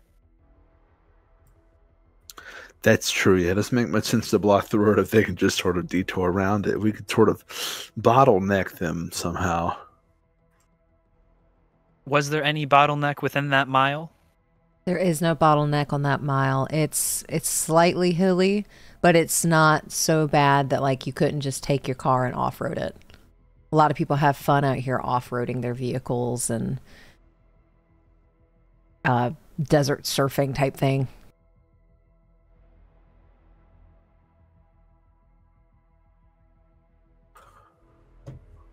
Well, I mean,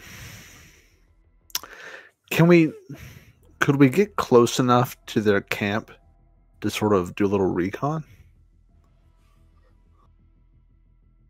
That is up to you all if you're asking me. I think if we do, maybe we should wait till a little later, just so we have night to cover us.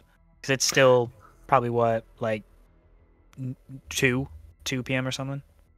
Yeah, so it's like afternoonish, so y'all still have a lot of time left until like the 2 a.m. mark. But also just in case, this car that y'all are in can go 100 miles an hour and has a 20 move speed above table. Okay.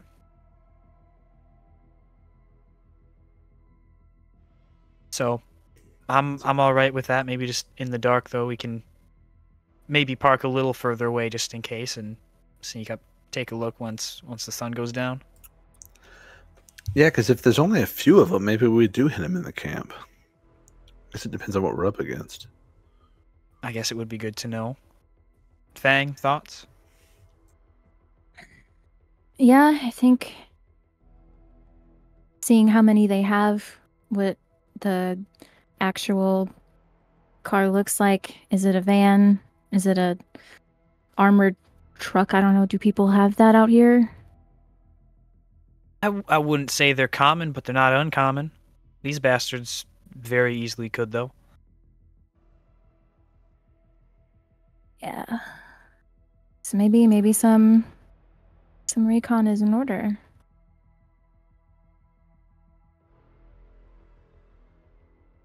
All right. Yeah, I mean, we'll have a few hours after sunset to do it. It's not like we're on a time crunch then. I'm assuming sunset's something like 7, 8 p.m. It is the middle of summer, so it'll actually set around 9. Okay. I mean, there's still time. Yeah. I mean, the closer we get to them leaving, the more careful we want to be, the extra precautions we want to take. But there's some flex time.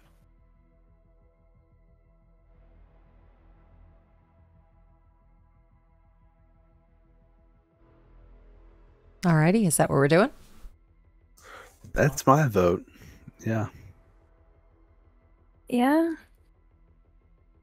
We'll drive down the road a little bit, just a little ways further away.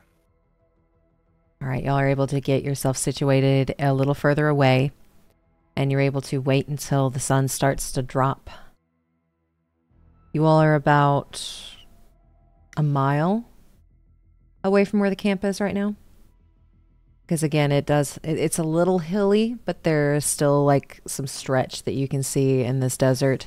So you all are able to wait until around 9 when the sun is setting. Are you all heading towards the camp? Yes. Yeah. All right. And what about Fang? All right. Yeah. You all are able to start making your way to this little alcove, and you start to see these like jagged rocks getting a little closer and a little taller as you all start making your way over there. With y'all being able to see this, you kind of see that little C of an alcove that like almost maybe like a U, but kind of like a C. So they've kind of got themselves like tucked into an area that is very well protected from that area unless you were able to scale down that rock face. You currently see 4 people sitting around the fire pit that they have recently lit as it is now getting dark. They're playing cards on a cardboard box. They're kind of gloating with each other, threatening each other. They each have a vest with a logo on their back. The logo is of a raven holding chains in its claws with Zakova written underneath it.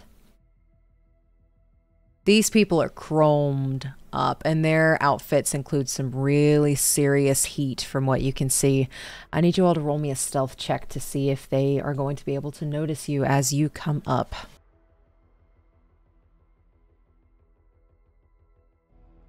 Okay, the one I rolled was 18. 18. I'm going to put 2 points of luck into mine. Okay.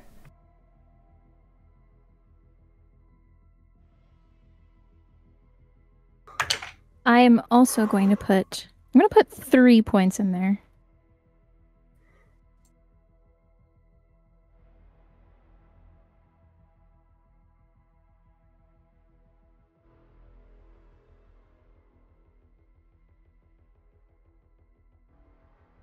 Okay, 15. All right, 15. One of you step on like a little twig and it just goes, and you hear that snap. And it's almost like you all kind of freeze for a second. One of them kind of looks like they're about to turn around, and then his buddy starts gloating in his face about how he's going to win the pair of cards and he's going to get his new chrome. And the other guy turns around and just says, "No, the fuck you ain't." And then they start bickering back and forth and going back into that as they're playing a card game. But no one seems to notice you right now.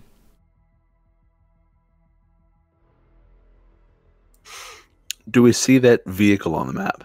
Yes, so the vehicle on the map, what you all see is tucked in that corner with all of the tents facing it, is a smaller box truck. It is a cargo truck, like it has to have something carried in the back of it. But all of their tents are facing it. Only one of them has their back turned towards it. Is it the only vehicle we see? You see some motorcycles off in the back behind the tents that these people use. Like, that's probably their personal vehicles. So you get the sense those aren't the ones you're looking for, but that box truck is. From the tents, since it's a little darker now, are there any lights on in the tents? Any, like, shadows moving? Tents moving around at all? Roll me a perception check. Oh, that was really good.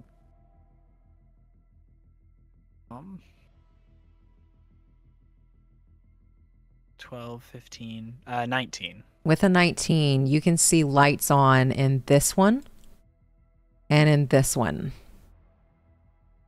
Okay, so the two furthest from us. Yes.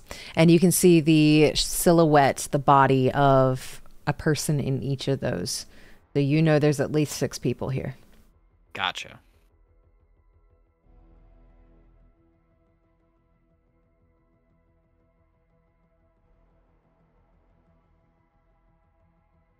So And we then- can all see, we can see the 4 clearly. You can see the 4 clearly.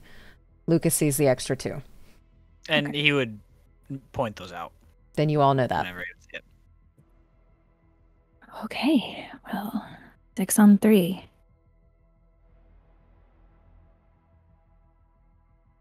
Hmm. But then nothing from the purple tent? Nothing from the purple tent, though.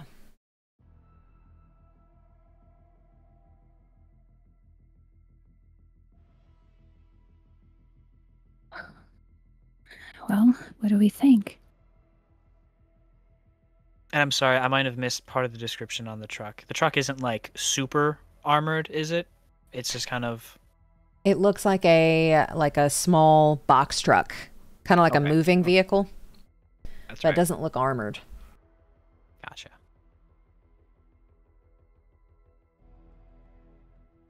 Very nondescript. I think I'm seeing the 6 of them and knowing that odds are the 6 of them will be in the truck or in the van. I'm still fond of trying to set up somewhere and wait for them. If we start shooting now, we'd have to fight them all individually. The bomb may be able to take 1 or 2 out or more. Yeah. It's pretty flat. I mean, there's a few cacti, but I don't know how much closer we could get right now.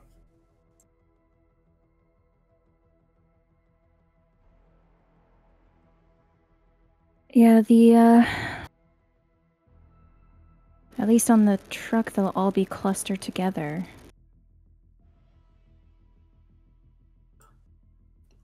Is there an obvious road or path out of this little alcove? There is a road that kind of is close by, the one y'all traveled on actually to get here. And that seems to be the only one leading to this place, because a lot of the roads in the Badlands actually do end up in dead ends. What sort of tires are on the vehicle? For this box truck, it's very simple tires, not off-roading tires. Okay. They're probably going to go for the road based on the look of that vehicle. So, yeah, I agree. If we could back up and sort of plant it there and hope Jim Bob's put a little bit of range on this thing.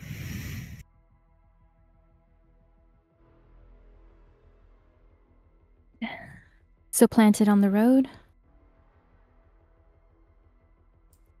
Yeah, I think so. I like that. Try, if we can, try it and dig out a little ditch to put it in. Maybe cover it. Yeah. How wide is the road? It's a 2-lane. So we couldn't put it on the side of the road, really. We could. I don't know. This is the U.S. They drive on the right. We have to be on the right side of the road. Assuming These they are- follow traffic laws. They're paved roads, they're not dirt roads? They are paved, but they're pretty poorly paved, if that makes sense. Like they're old, they're not very well taken care of. Parts of it have kind of crumbled off.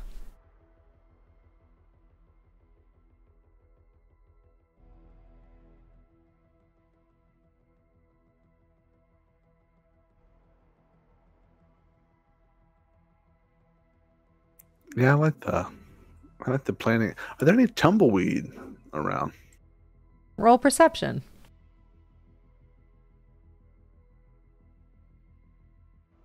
14. With a 14, you find one stuck on a cactus. Like it kind of just was rolling, got stuck. So, hear me out. I feel like if they see something in the road, that's a red flag. But if they see something that looks like it belongs, like what if we shove this thing inside a tumbleweed and sort of just roll it, or just put it in the lane. They might think like, oh, it's just some brush.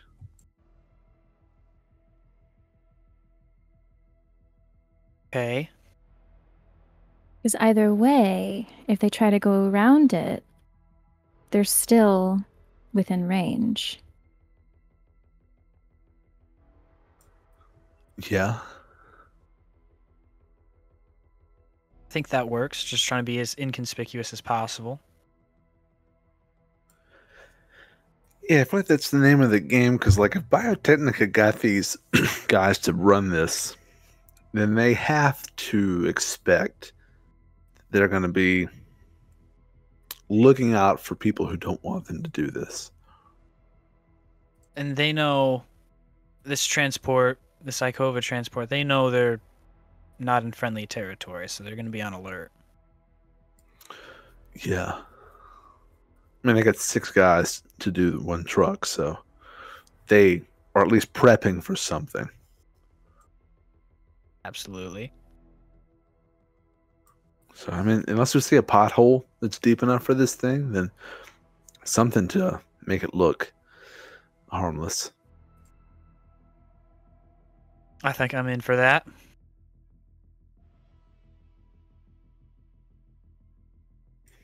Well, And I if think it fails... Sorry, go ahead. No, I think that's all we got. And if it fails, we jump in your car and we chase him down, I guess. But that's like plan Z. That's plan Z, and for how today's going, we might need it. So it's good to have plan Z. Alrighty, is this the plan? Is this your final push button? Is this what we're going with? Whatever they say on the show. I can't remember. Is that your final answer? Is it a good one? We'll find out. Can we ask the audience? Okay. No, I'm kidding. Alrighty. Well, this is what we have decided on. Y'all are able to make your way back to where the combi is, and y'all are able to start setting this up. Who is carrying the bomb? Not it. Well, I guess I'll do it. If you're really uncomfortable, I will. Yeah, well, maybe the one who can actually help us if it goes off shouldn't be the one carrying it. Point. So I'm out. Honestly, and I don't often say this, but I think I may be of the least help out here. So, I mean, you saw how chromed up they were. yeah, I gotta get close enough to them there to... This is sort of out in the elements. It's not really the environment I'm used to. I don't know what good I could do out here. I don't know how to jack into a moving vehicle. Can't jack into a cactus. So I can hold it, and then that way if something goes wrong, you can just tell everyone that it was cool.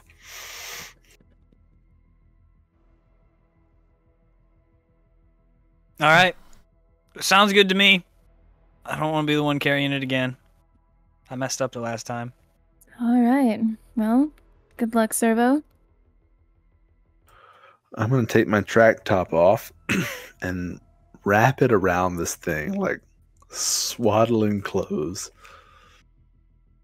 Alrighty. If you're carrying it, I need a demolitions roll. Lucas is going to stand several feet away. 100 feet away. Okay. I think Fang would also take some steps back. This seems... May I ask a question? Yes, you may. Mechanics-wise, does luck reset every session or every in-game day? It resets every session. Okay. I'm going to use the rest of my luck points, which is 6, because I only have a 5 base on demolitions. So my roll will be plus 11. I'm out of luck. But not yet. Hopefully not yet. Okay. Here we go. 15. 15. Y'all see Cerveau is like made for this as he carries this bomb to where are you putting it? I think we mentioned like in the road, in a tumbleweed. Roll me a conceal check as you put it in the middle of the road with your tumbleweed.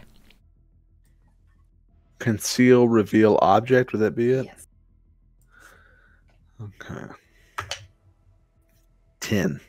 10. Alrighty, I will keep that in mind as this tumbleweed is now just sitting in the road with a very powerful bomb underneath it.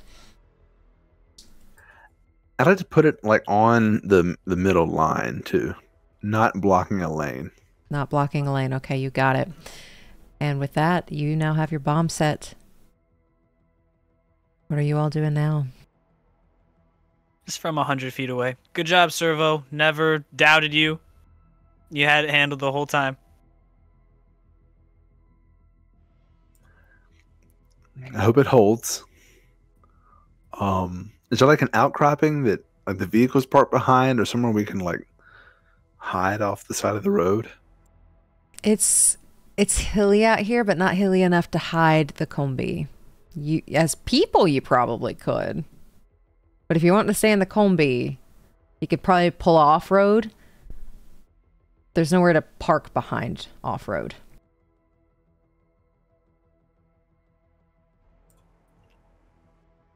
What if for hiding the car, me or one of us, we can decide, just drives it far enough away. One of us sends a text message when it's about to happen, so then the other, whomever is in the van, can drive up as soon as possible. Just get the van out of sight, far away. That might be doing too much, but it's an idea. No, it's... Are there any other like broken down cars on the side of the road? Give me a perception check. 9. 9. You don't see any at the current time. But, I mean, it's not uncommon for cars to break down. My thought was like if there's like a junkyard or something to sort of hide it inconspicuously among them, but it doesn't sound like it is an option. Could we make the car look like it was looted? And it's just an empty car? And we just hide behind it? I think we can do that too. Roll down the windows, make it look like the windows were smashed out. Hood up, trunk open. Don't know. Yeah. Anything that like looks like it belongs out here. Cover it with some of this desert sand. Sand. Sand. Perhaps having it close would be better. Yeah. Just an idea. I can't drive it. I don't know how to drive. I have to teach you sometime. That'll have to change if we're going to keep doing jobs. Yeah, that's probably a smart idea. But making it look abandoned, we just should put it past where the bomb is in case they are curious. Don't have them stop before reaching the bomb. Like a bit ahead of it, yeah. Yeah. Yeah, I agree. That way it might not even be a factor at all. All right, if this is the plan, roll me a conceal for the car as you all get it set up to look like it has been looted and out of the way and like it's not worth anything. It's not worth stopping. We all roll? If you all are helping, yeah. If it helps our chances, yeah. 14.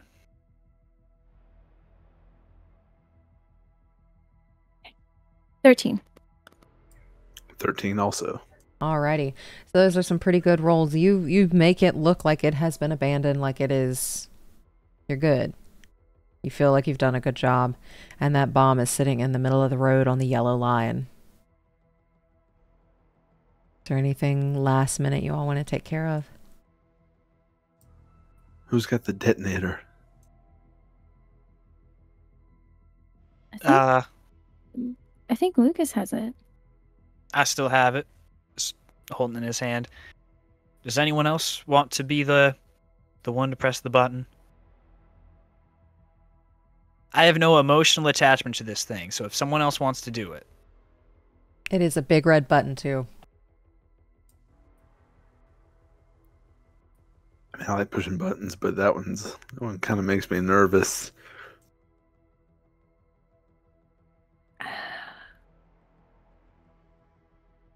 I don't know. I mean, if you don't want to do it, I can try. Well, if you don't feel comfortable, I can do it, but if you've never blown something up, if you've never blown shit up, it is a lot of fun. I'm from Night City. Okay, that's fair. That's a good point.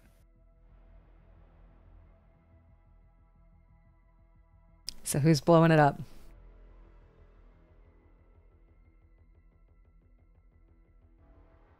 Lucas would like offer it to Fang if she wants it, but if she doesn't, then he'll just do it.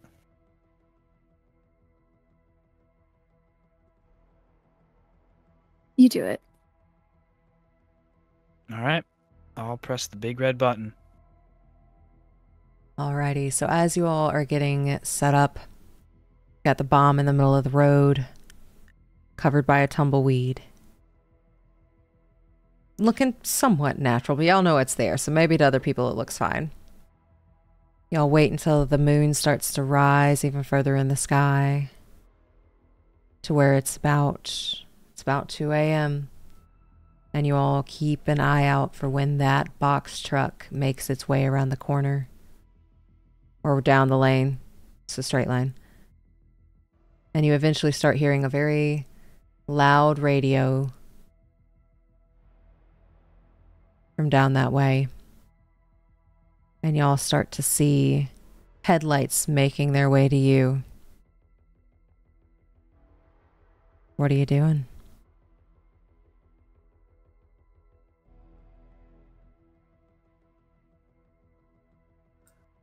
I pull my pistol out and I just sort of make sure it's loaded and chambered and get ready. Fang will see that and she'll go smart. And she'll do the same thing. And we decided to hide behind the car, right? That is up to you all. Like to where, like obviously Lucas would need to be able to see, so. Yeah, and the description that was given of the area is like there's not really any big enough hills to be out of sight on. Like there's kind of like mounds. Are there any large cacti? There are some large cacti in this area, yes. I think Cerveau would get behind a cactus closer to the road, just sort of splitting out, because like if they see a car and then just decide to like chuck a hand grenade at it, I don't want to all get blown up in one thing. So I'm going to split off, not split like too far off, but stay within the same general area, but get behind like one of the bigger cacti. Also, so you know, if I do start shooting, I'm not at terrible range. And you all see those headlights coming closer and closer and closer. They're right about where that bomb is now. Going really fast.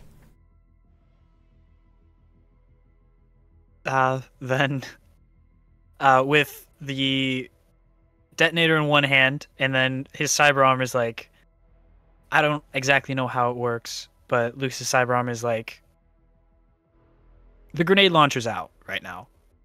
So in case it doesn't detonate or just not on time, chucking another explosive at it. So, and then I guess when it gets 5 feet from it, it's pressing the big red button. Alrighty. Roll me a perception check and see if you can judge that 5 feet well enough. Oh, thank God. Okay.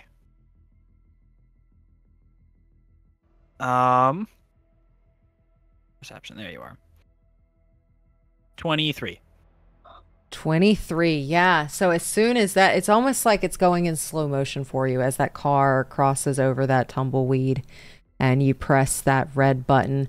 All you hear is as the car is lifted straight up and starts flying above your heads with the damage that it has taken. And the section of the road where that bomb was placed is scorched earth. And that car has now flipped and is upside down, going in the air, and is going to smack down on its top side, straight down on the road in front of it.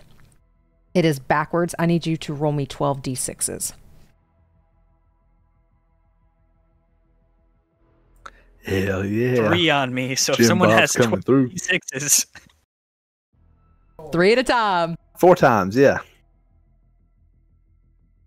Oh God, I'm doing it? Yeah. Oh, no, okay. 8. Okay, we got 8. 9. So 6 d6s. That's 17. 11. It's 9 d6s. 28. And 7. So that's 12 d6s. 35. So as you do 35 points of damage to the car, the cargo, and the people in it, you hear screaming from the car as like it's starting to kind of flare up a little bit. You see a tire has gone clean off the other way. It's completely upside down. You see 3 individuals crawling themselves out, and they look ragged. And they are looking around, trying to figure out who in the what in the world this was, where this came from. That is where we're going to pick up next session. Okay. Good job. Nice. That went well, yeah. Thank you so much for watching episode 3 of Homomachina. Episode 4 will be out on November 8th. Please make sure to check out our players' social media accounts. You can find those links in the description below. And lastly, if this is the kind of content you enjoy, please press that like button, subscribe, and ring that bell. That way you get notified when episode 4 comes out. See you later, chooms.